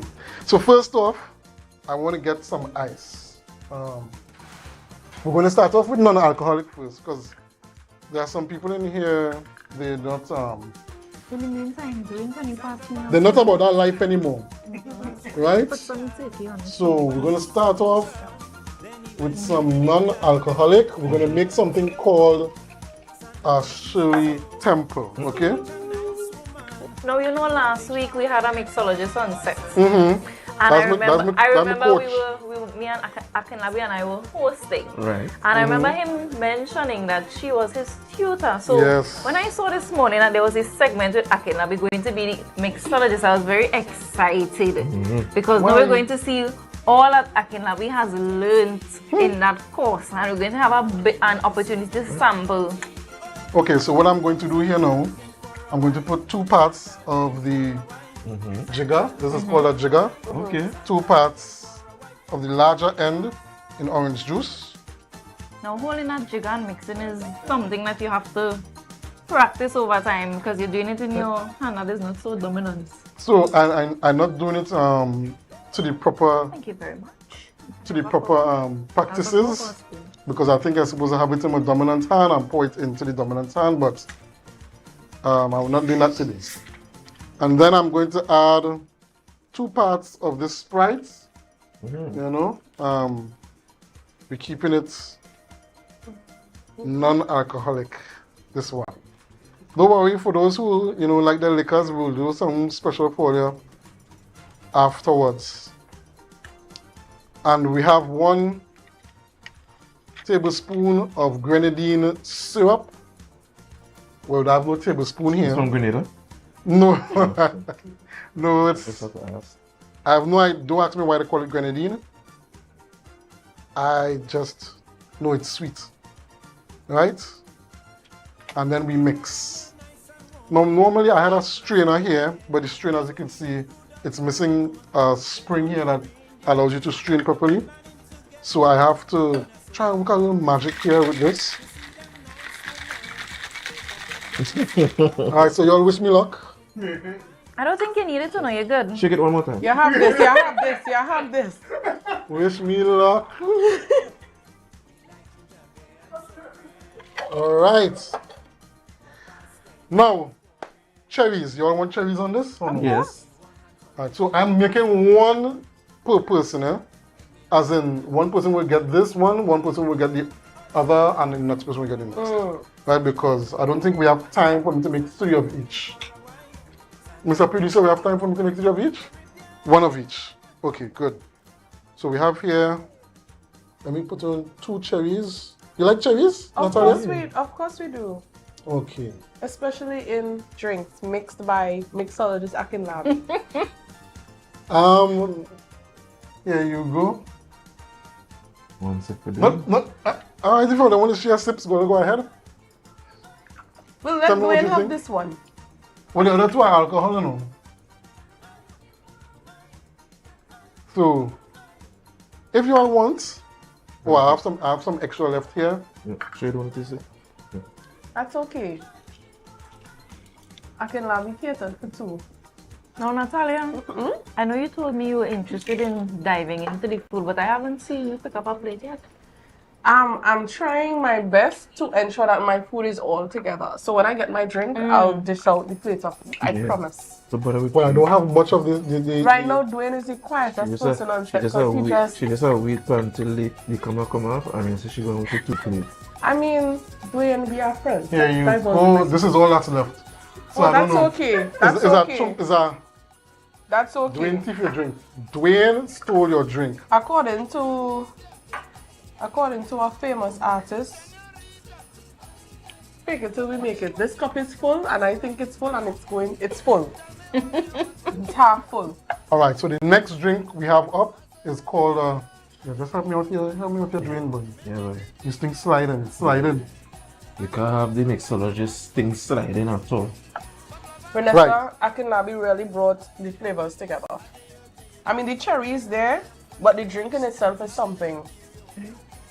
The next drink we have up is a Cosmopolitan. Alright, so the Cosmopolitan is a gin base for the alcohol. We're going to do a half ounce. What are these exciting names given to the alcoholic drinks? I have Shirley Temple. Yeah. The problem is, I don't know. It kind of sounds like what probably goes to the head. Really? But it has no alcohol. It's gin, without gin. The Shirley Temple. Oh, Shirley Temple. Oh, well. I think Dwayne has left the station. Yeah, he has left the station. He's not here anymore. This is a shell of Dwayne. Right now he's seeing food and he doesn't know what is happening. Dwayne is very excited for the alcohol. No, I can't divulge. I can't indulge. So now we're going to squeeze. But you can't indulge either? No. Oh, so that's why he took the cup so willingly. Oh, that's why he took the cup so quickly. Yeah. I might have to make a next one for you. Eat all. This one here requires some lime juice, freshly squeezed. So I'm just putting up. Listen, lime these days does make it work extra hard. Yeah. I don't know, they'll be so dry. A little bit of lime juice there, and then I want to put a little bit of simple syrup in this as well. Akinlabi, before this segment is done, I would really love to use your instruments. So I need to know how to use them before picking them up. All right. I'll teach you what I know. Yeah. And the student becomes the teacher. Aha. So Akinlabi. Yes, talk to me. If I host an event this season, can you be hired? Can I hire you? Can the viewers looking on hire you as well? Because you seem to be very capable at what you are doing. Adept. Yeah. I don't think so, No. Confidence is everything. Confidence is everything. Yeah. Because but based on the Shirley Temples, I think you have it together, Akinlabi. I could put you onto somebody. I could put you onto somebody for sure. Yeah, let me make sure the man graduated from his class first. Yeah, he did. I graduated already, but I just... He did. I just need to practice some more, I haven't been practicing, I've been out for about So we have Miss Felix who will join us quickly. Yes. Miss Felix, want to taste this one here? Yeah. Well, Felix, is Miss Felix coming in? Is Miss Felix coming in? Since she's you also drinking alcohol? Yes. Okay, nice. Nothing brings Tobago Update staff together like food. Not going to lie. All right, let's see how this one is. Everybody who have glass, you're giving Mr. I'll have to mix one quickly. Yeah. You just get the remainder. There's no remainder. Oh, no. It was precise. It was precise. Dwayne is eager to start, and I am keeping him back. Precise. No. I just want to knock glass together. I'm keeping him back. No, wait, hold on. Let me do our next one. Yeah. What is the name of this one? Which one? That I'm making now? Yes. This is the Cosmopolitan. Okay. Cosmopolitan again. Okay. Yes, this is the Cosmopolitan again. What other drinks could we look forward to from you aside from the Shirley Temple and the Cosmopolitan? Right, well, for today or just for whenever? For when we call you to do our event. Well, usually what I try to do, I try to experiment and create my own juices. Create my own drinks, sorry. So I have a couple, I have about 5 or so I've invented. I also do a pretty good what do you call the name? What's the name of it? Let me tell you the name of the drink, yeah? Just now. I do a pretty good amaretto sour. Amaretto sour. I'm pretty good at that. And I have a few more that I do as well. So, but usually I try to focus on original drinks. Okay. Right. Yeah. I won't be here, unfortunately. Well, there's always New Year's. I won't be here. Yeah, How about we just show up randomly at Akinabi? I think that could work, but we don't know if he has any big bad dogs. I know this week we were talking about ways to protect ourselves during the Christmas season from the TTPS. So I don't know if Akinabi has one. Well, right, yes. right. Let me get put the dogs in the pen, okay? I'll try my best. Okay. That is not a guarantee, guys. That's not a guarantee. Exactly, it's not a guarantee, but I'll try my best. All right. No, yours is not a virgin. Yours is alcoholic. I'll pass it to him. Yes, thank you very much. You know, the producer wanted to know, but I think you should just relax for now. Right, so guys, before we drink, let me step back a bit. Let me step back. Let's see, share the Didn't you promise them to sing? We have time. We don't have time for that today. But we just want to say Merry Christmas to Youth Wednesdays and my good host on Good Morning Tobago. Merry Christmas, guys. Hip hip hip! Hooray! Hip hip hip! Hooray! Hip hip hip! Hooray! Hip hip hip! Hooray! Keep going, keep You going. don't have to come in here to get some of this because I was like, I cannot be. No.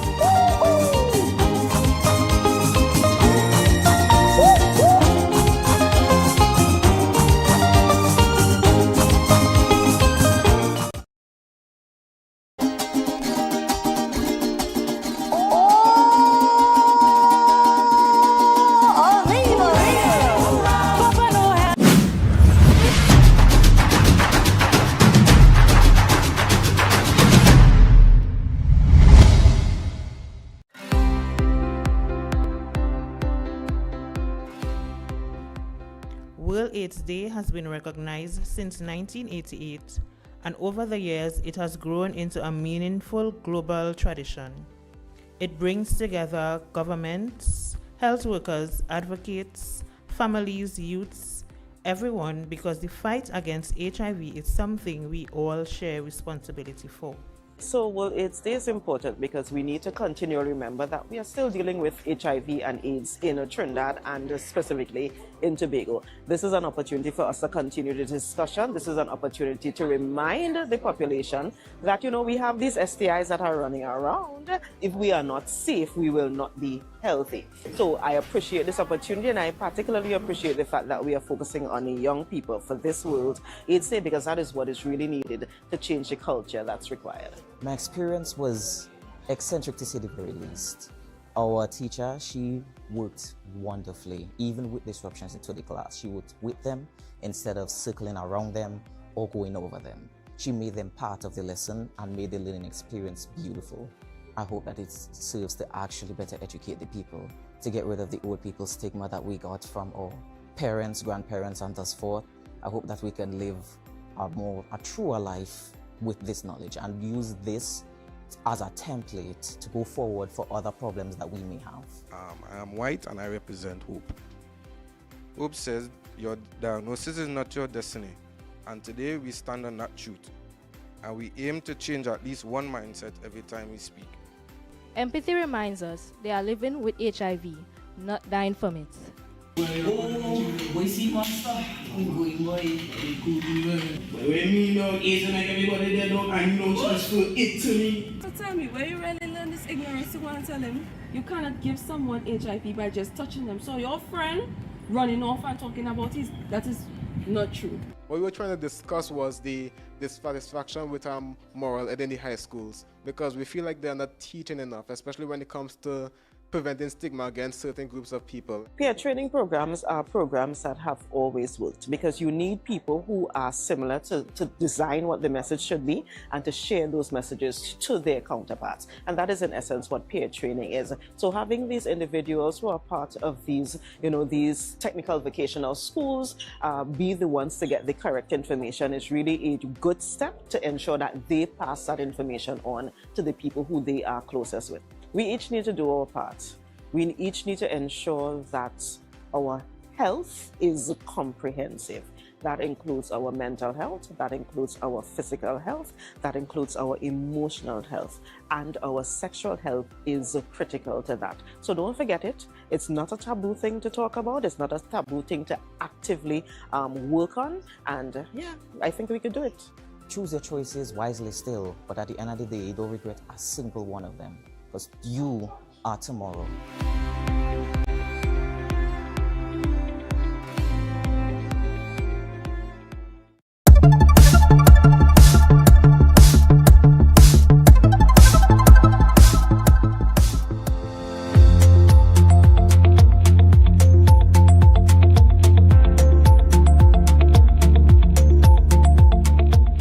This year's summit, it takes a slight different approach compared to last year.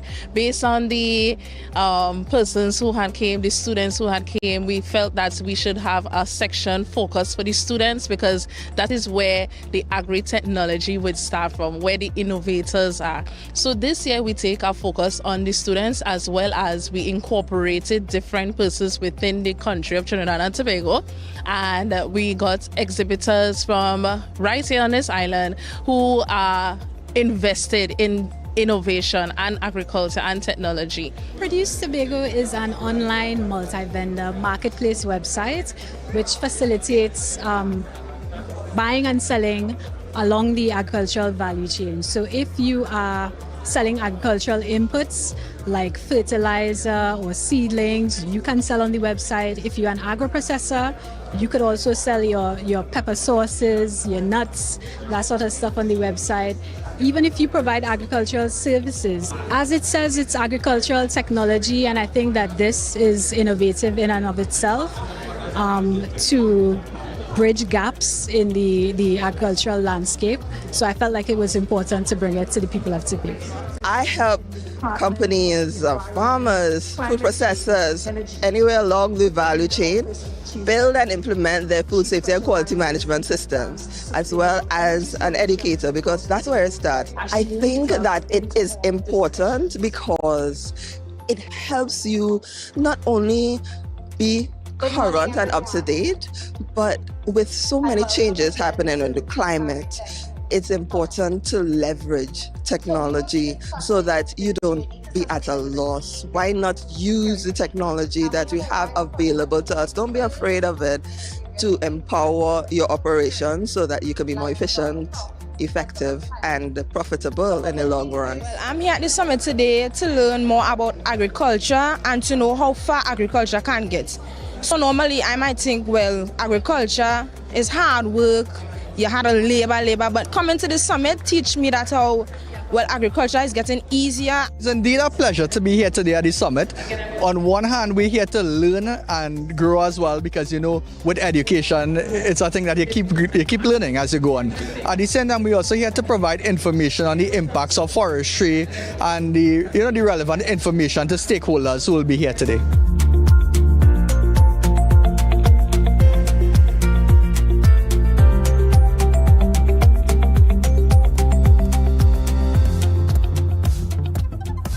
That was a production of the Department of Information, Office of the Chief Secretary, Tobago House of Assembly.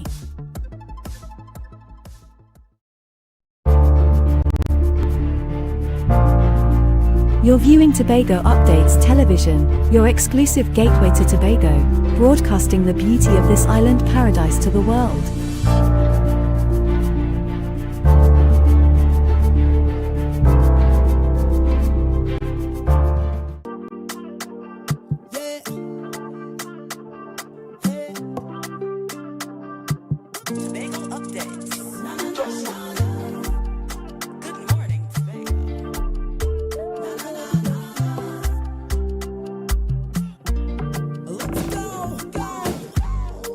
a brand new morning, rise up to a brand new dawning. As the passion start to rise, the energy fill the skies. I say thanks for favor to wake up and hear my neighbor. 60,000 people strong, and the vibes is never wrong. We are beauty, we are fun. Good morning and welcome back to Good Morning Tobago right here on Tobago Updates. Guys, this morning we are jumping straight ahead even as we are in the thick of the Christmas season. But this morning we're going to have a quick conversation with Mrs. Diane Haddad, who is the former chairman for the Tobago arm of the Trinidad and Tobago Chamber of Industry and Commerce. Good morning and welcome. Good morning, Chanel. Good morning to your viewers. And may I wish everybody a very good season and healthy and prosperous 2026. Excellent, and we're wishing you the same as well. We all need it. Excellent. This morning we're talking a bit about the Cabo Star woes because we know Cabo Star woes, right? Recently there was the announcement that this ship has already been sold. Before, we heard that the agreement was coming to an end and they were either going to renegotiate that contract or get a new boat. But it has been, set in stone now that it has been sold, and we now have to find a new vessel for Trinidad and Tobago as it pertains to, the inter-island transportation for cargo. How do you think this directly impacts the business community in the short term? Because this is happening on January the 12th.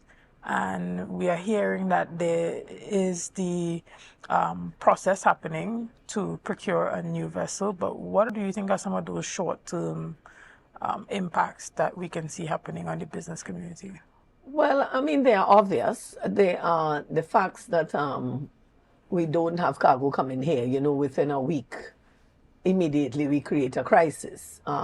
In fact, 2-3 days and we start a crisis. But that is if you have an active economy. Unfortunately, we have not had an active economy for the last couple of years. We have been very dead.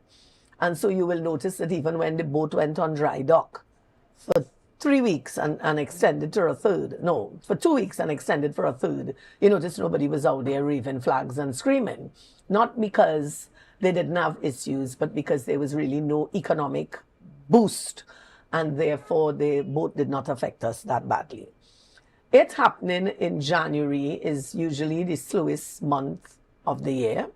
Everybody would have moved from the Christmas season, and I need to say that there is no Christmas season. The place is very dead. As you can see, there's no traffic in Scarborough. I probably can have an unapproved, unauthorized marathon in the street, and I don't think I will cause a problem. I actually faced a lot of traffic yesterday during the daytime. That is Upper Scarborough. You got some movement coming right down on the main road, the Milford Road, yesterday around. That's not a Christmas season. 12 to about 5, a lot of traffic. Let me tell you something about a Christmas season. I'm doing this business for 40 years now. And the Christmas season really starts from month-end November. What happens is it actually starts even earlier. People get their paint and sew in October, month-end, into November. They then get whatever bonuses they have to get. People get that usually in November. November month-end, they go out and they buy, whether it's the curtains and so on. And then their November salary is what they move into December to spend for their food and so. That's the perfect Christmas setting. That's the perfect experience. That has not happened in years. We are only running into our Christmas. Well, yesterday was what you call the eve of Christmas Eve. What can you do in a logical mind in traffic, get frustrated and you buy things that you don't want, or you don't buy. You get out and say, forget it. And then you come to the realization, Christmas is one day, I forget that, right? And it's going to pass, and Boxing Day, and we'll get into it next year. So most people throw their hands up at that stage because you get frustrated. That is not good for us as a people, healthy, socially, and definitely not economically. However, I want to get us back to the boat. The boat affects us no matter what.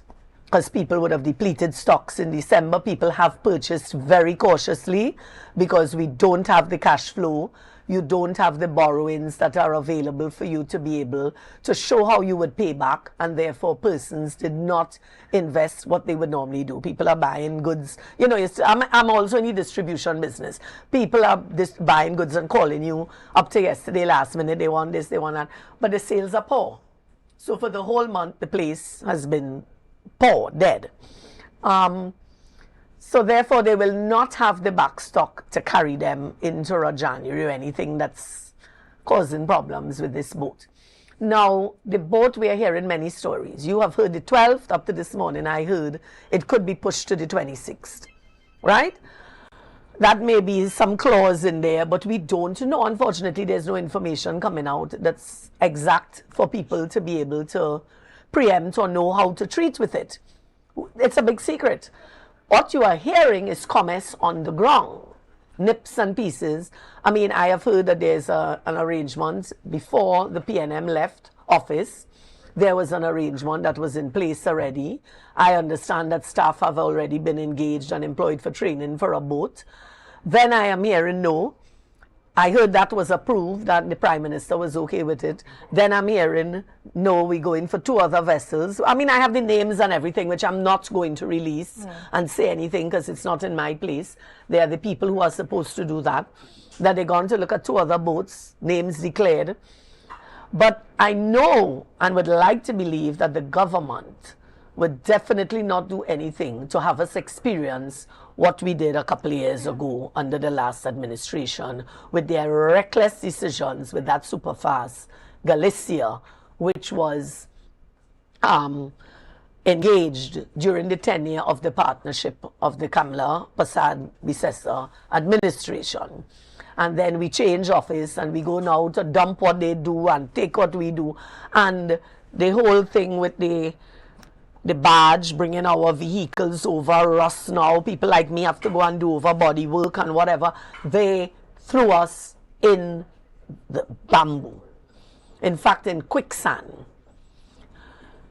I would like to think that the government of today is not so, I don't know what the word is, fickle, silly, I don't know what, dotish, to come and do something that's going to throw us there again. Meaning starting over the entire procurement The process and whatever, that whatever was there that made sense, that they will work with it.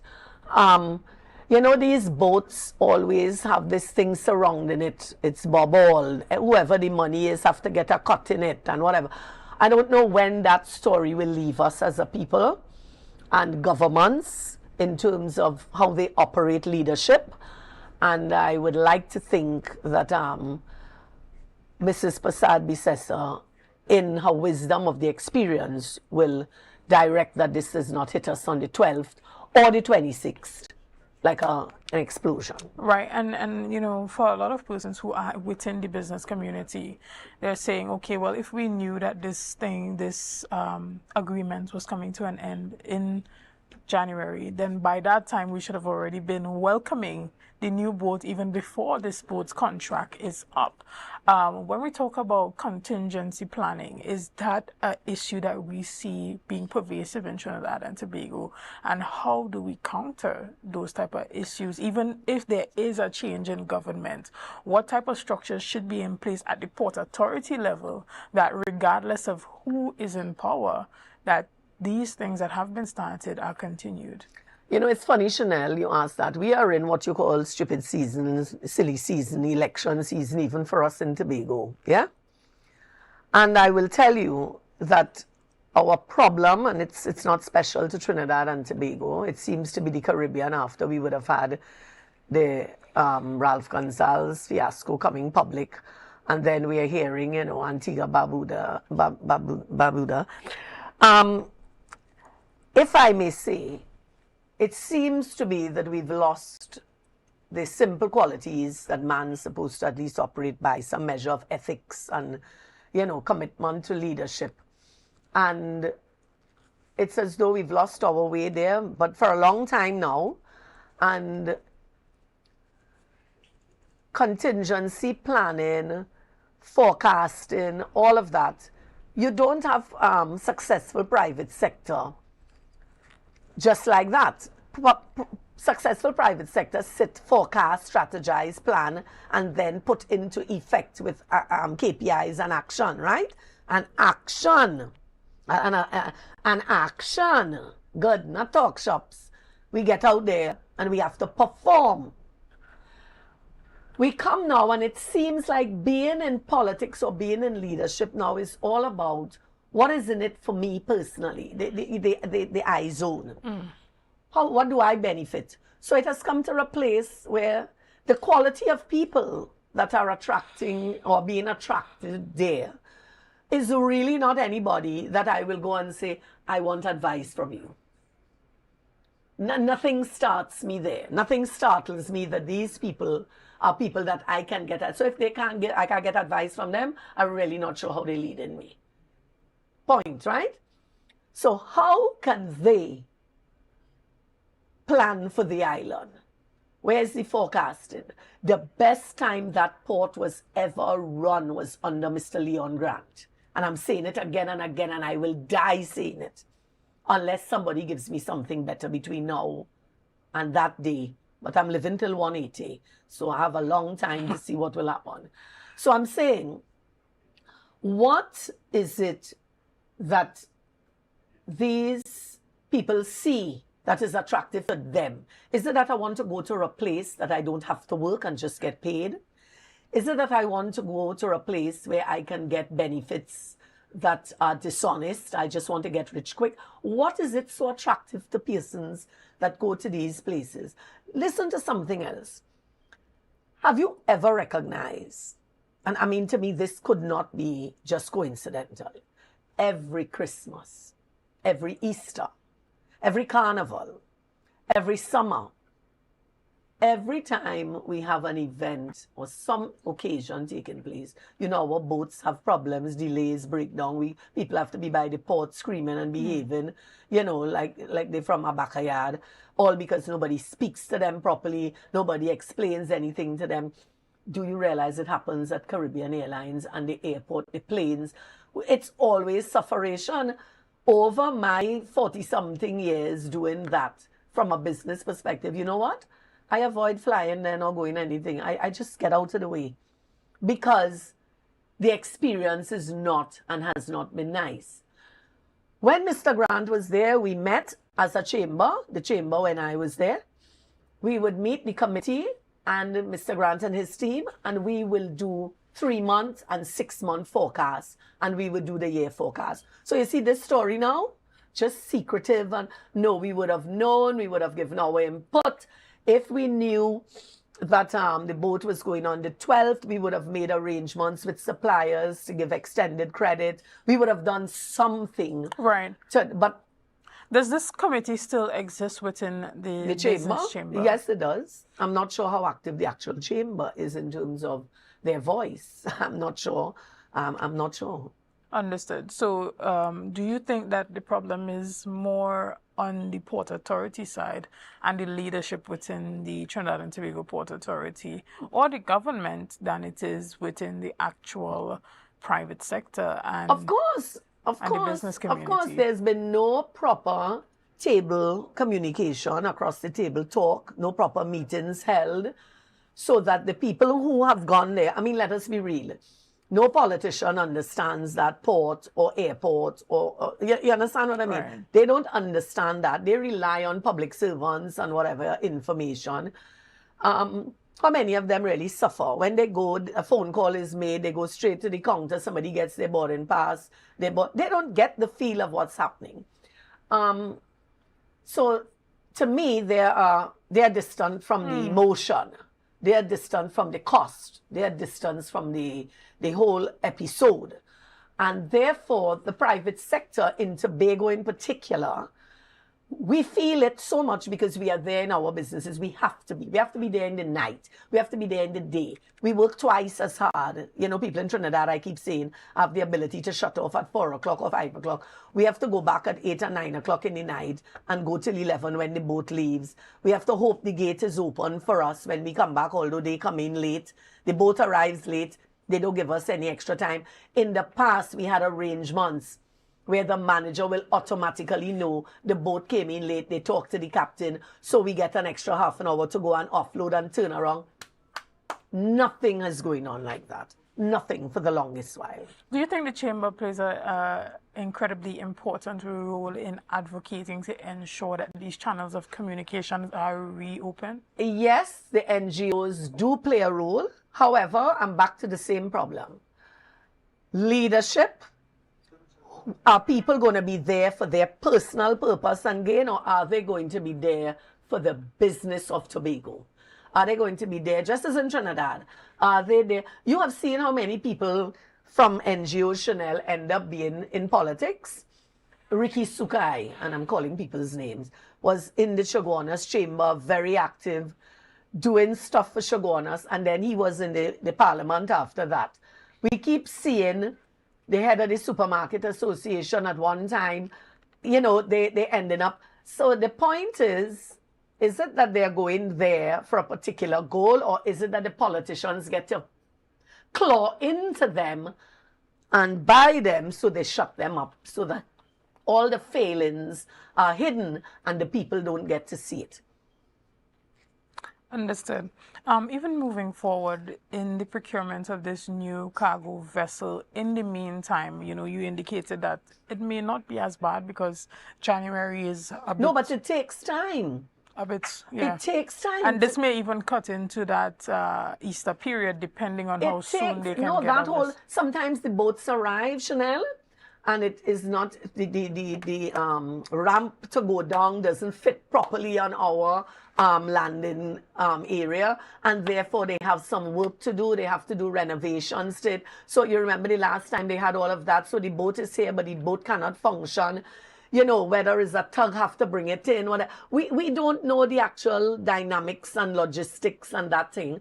And therefore, it is difficult for us to say that it's not going to take us another 2 weeks to get it all settled down.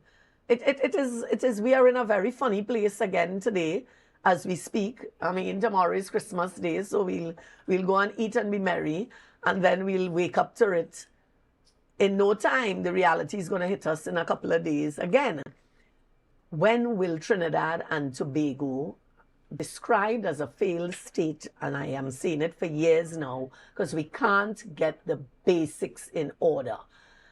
Facilitation of transport and that whole movement between the islands, our road networks, that whole thing, we really need to get great leadership at this stage. And the people have to decide that they're going to be prepared to make whatever is necessary happen by their voices, by their action. And we have to want better for ourselves. We can't sit and hope and depend on who declares themselves politicians and great leaders. Understood. Well, we want to thank you so much for being here this morning and, you know, bringing that perspective from the business sector, as you are, you know, one of those key business persons here on the island of Tobago, and encouraging Tobagonians to use their voices to advocate for the type of change and sustainable leadership. They can't continue to live like this.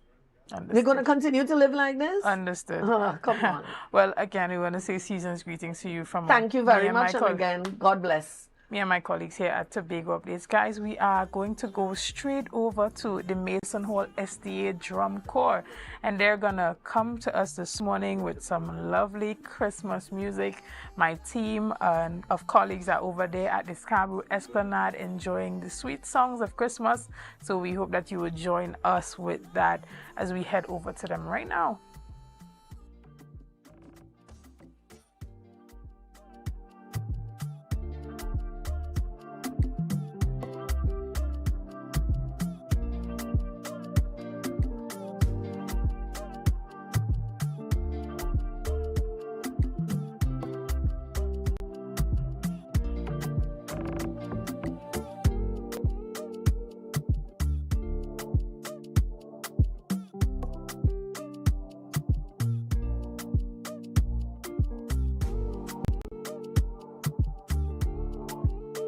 Our world is filled with rhythm. Rhythm that's unapologetic, infectious, timeless. Rhythm is commitment in action.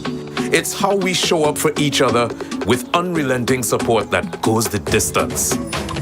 Rhythm lives in the tiny beats of our most intimate moments and the seismic roars of our biggest achievements.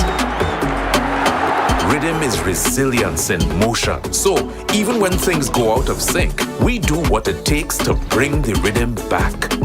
At Flow, we understand your rhythm because we live it. That's why we're dedicated to building a network as resilient as you, with a team of familiar faces working every day to keep you on beat. You're at the heart of everything we do, and our commitment is to keep your rhythm flowing, no matter what.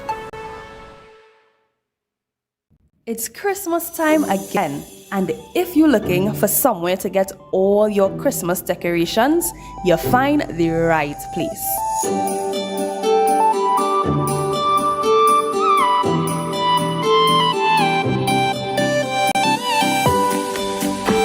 Christmas trees, jingle bells, pine cones, gift boxes, ornaments, flowers, and so much more. And 'tis the season to give. Get a wide variety of toys, from dolls, bicycles, racing cars, toy trucks, board and card games, and everything in between. Get your gift wrapping paper and gift bags too. Whatever decorations you need this Christmas, we have it at Terrific Ideas.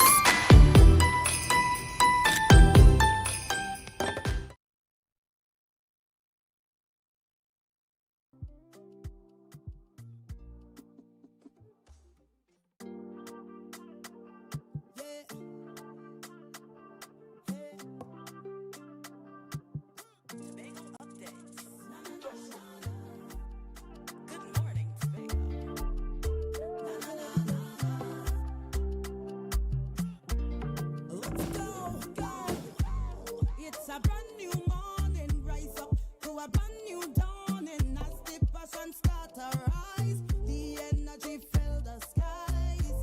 I say thanks for favor to wake up and hear my neighbor. 60,000 people strong, and the vibes is never wrong. We are beauty, we are power, we are people in the sun. We are beaches, we are rivers, we are melanated ones.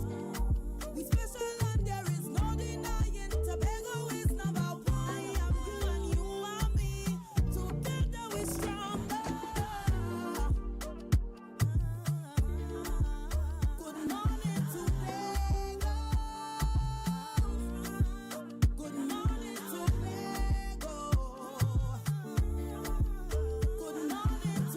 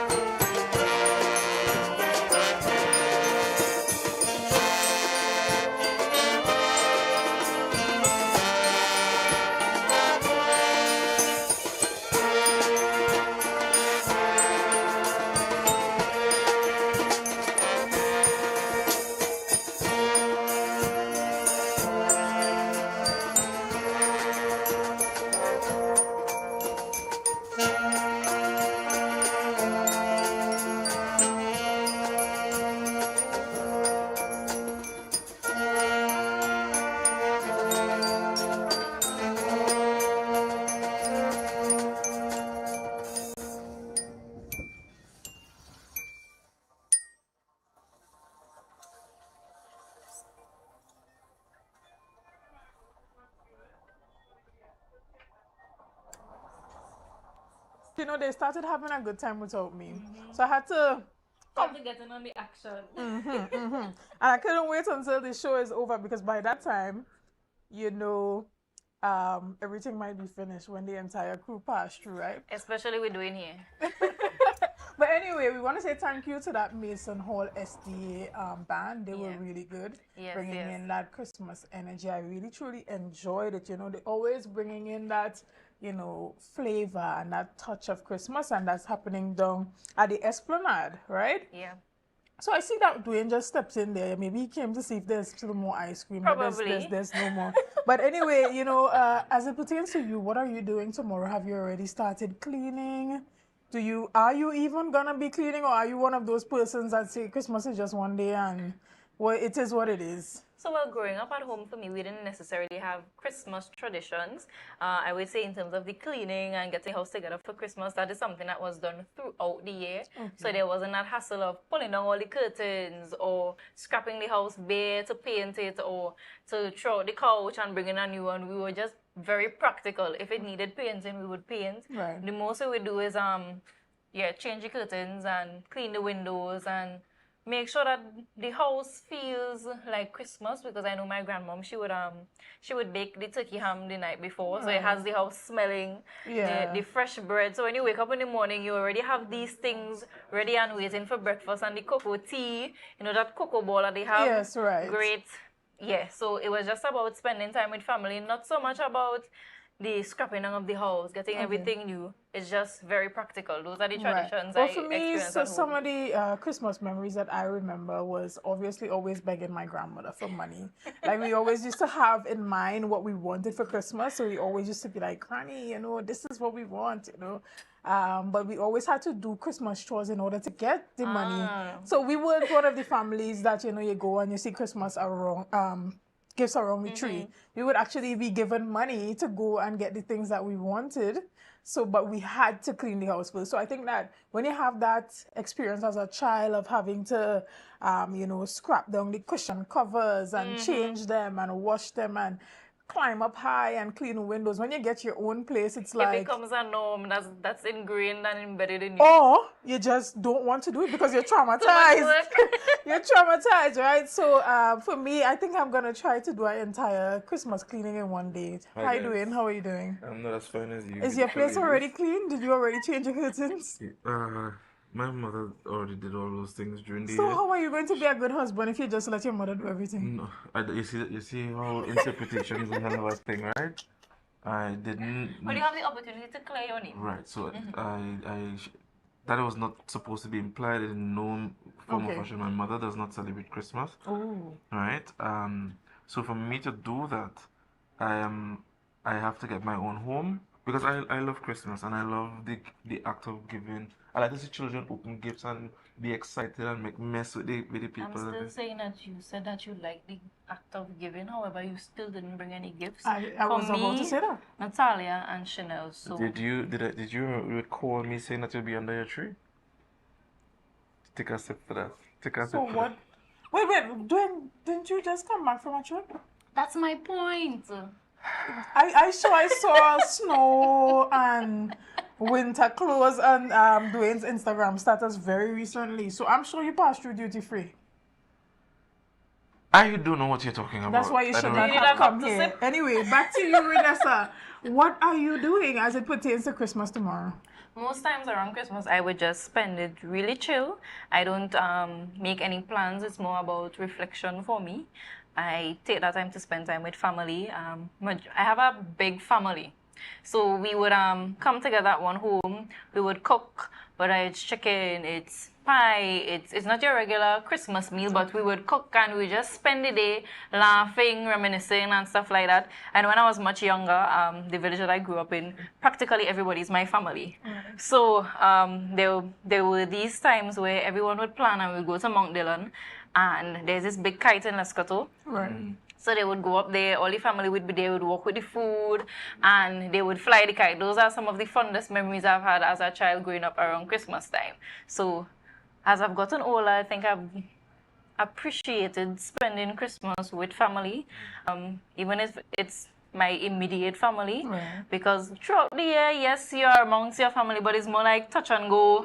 Around Christmas is that time you really get to settle down and enjoy time with them.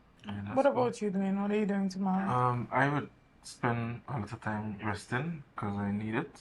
Today is going to be a long day for me. But I plan to visit some of my family. I plan to pass by my old man. Plan to pass by my cousins in the countryside. And the following day, which is Boxing Day, my father is having a breakfast with all his children. So I got a brunch rather. He want to cook a special goat. He just make a real nice goat. So I plan to pass through there. And what about you? Well, I will just be waiting for the to-go box that you take from Mr. Nurse's house on Boxing Day. Because if you say the band make a mean goats, well, we definitely waiting for that. We usually do, we don't do the big Christmas lunch. Actually, we do brunch on Christmas. And then on Boxing Day, that's when we do, a big spread where everybody eats and stuff. So, probably from here, go and pick up some champagne. So we have some mimosas tomorrow morning. Watch baby. Not to go box. No, well, you have that first and then you have the to-go box after. Exactly. And then, for me, I'm a mom now. So, looking at... So, once you have kids, you cannot just allow Christmas to be for the kids. So we've already bought those gifts and, sometimes I ask myself, are we buying gifts for us or for the kids? Because, when we buy something, I have to ask is that for him or for you? Because why are you buying a robot for a 2-year-old, right? That's for you.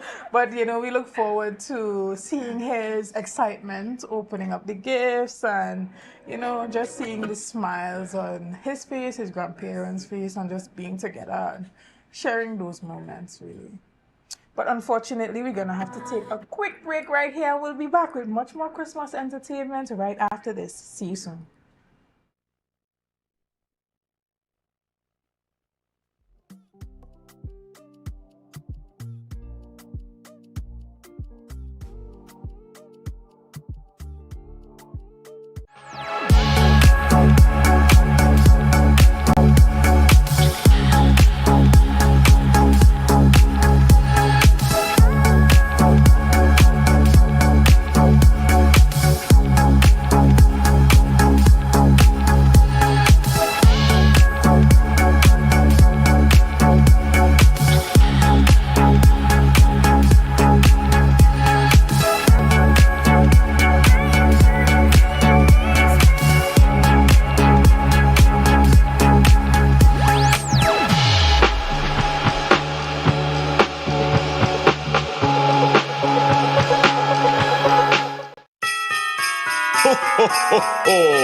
Merry Christmas!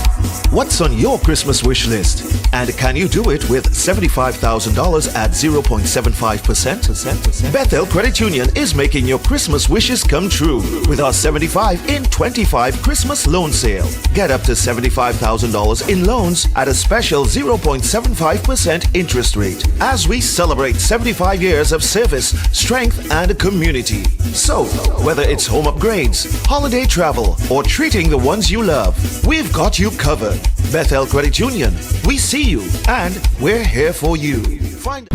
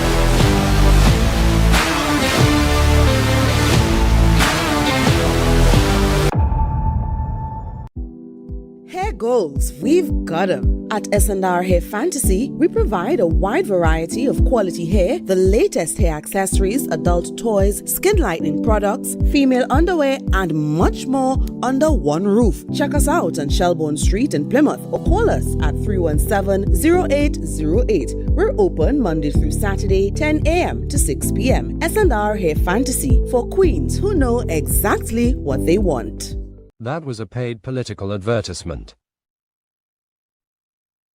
The following is a paid Tobago! This coming Wednesday, 17th December, is the last day to buy your winning ticket for the Queen's Royal College 3-car raffle. I want a piece of pot. I want a piece of pot for me Christmas. First prize is a luxurious, fully loaded Royal Ride Ford Ranger. Draw date Saturday, December 20th at the school. Tickets only $100. All proceeds for the further uplifting of the school. Tickets available from islandetickets.com. Stumpy's Emporium Canaan, Cad Supermarket Lowlands, Terry Brown Supermarket Mount Pleasant, Pablo Supermarket Argyle, Miles Almondo's and Company Limited Scarborough, Yachts Marketing, TV Mart Bonaccord, Cost Cutters, Sharon Bookstores Lowlands, Police Credit Union, Caribbean Jewelers Lowlands, Jade Monkey Bar Milford Road Crown Point. Don't be lucky and coward. Get your tickets now. Queen's Royal College Christmas 3-car raffle. Tobago. The sun is rising, and so are the conversations that matter, from the economy to education, from healthcare to community voices. No spin, no fluff, just facts, truth, and clarity. Join me, Lavian, as we cover the issues that shape our lives, the stories we can't ignore. We bring them to the table and ask the questions you want answered. The Caribbean is more than just a place. It's a spirit, resilient, vibrant, and full of possibility. Rooted in connection, driven by community. It's who we are and the heart of everything we do. For over 150 years, we've been right here, invested in the Caribbean, its people, and its progress. And today, we're going even further. Liberty Business, rooted in the Caribbean, committed to you.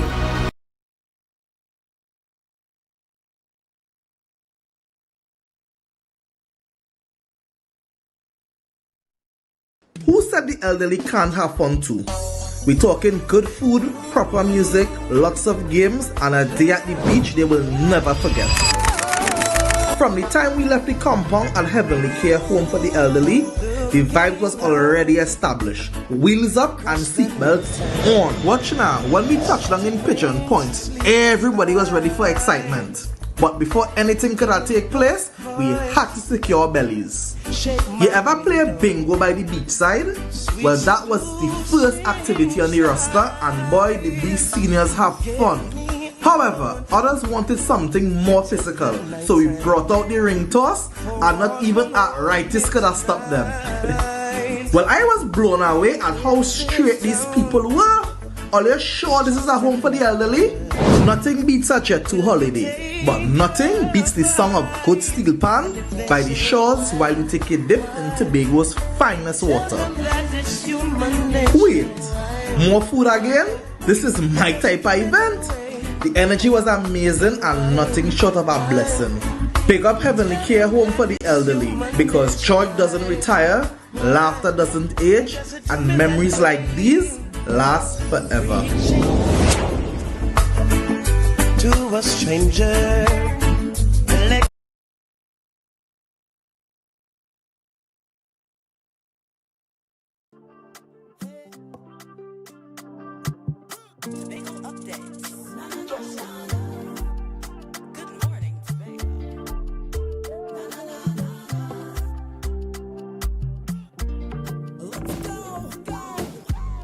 It's a brand new morning, rise up to a brand new dawning as the passion start to rise. The energy fill the skies. I say thanks for favor to wake up and hear me neighbor. 60,000 people strong and the vibes is never wrong. Good morning and welcome back to Good Morning Tobago, guys. We are rocking this morning, but we want to ensure to to say season's greetings to you and your entire family from the entire team here at Tobago Updates. And even as we leave you off this morning, we still want to thank you for your likes, your shares, and your comments and all that you have been doing to make Tobago Updates the #1 broadcaster here on the island of Tobago. This morning we're going to leave you with a special mime performance from Impact to Impact Ministries. Guys, I hope that you truly enjoy this session.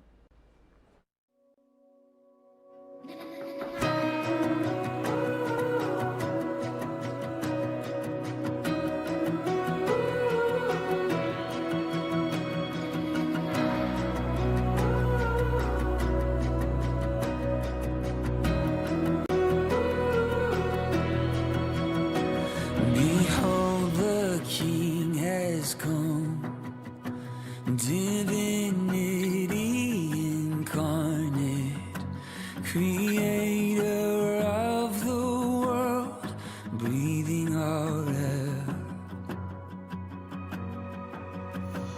Behold, what light has come, and the dark cannot contain it. The Savior of the world is finally here. Oh, come, let us adore Him. Come, let us adore Him. For He alone is worthy, Christ the Lord.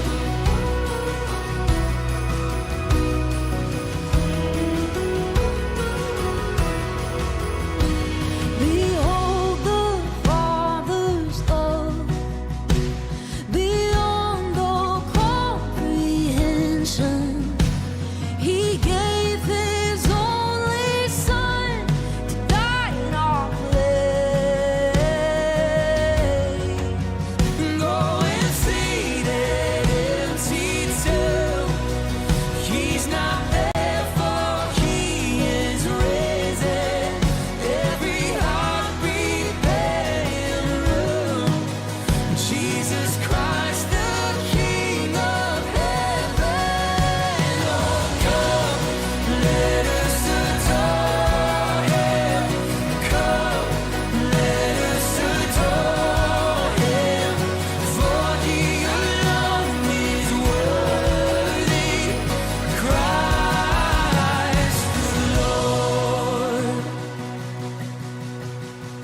We give You all the glory. We give You all the glory. We give You all the glory, Christ the Lord. We give You all the glory. We give You all the glory. We give You all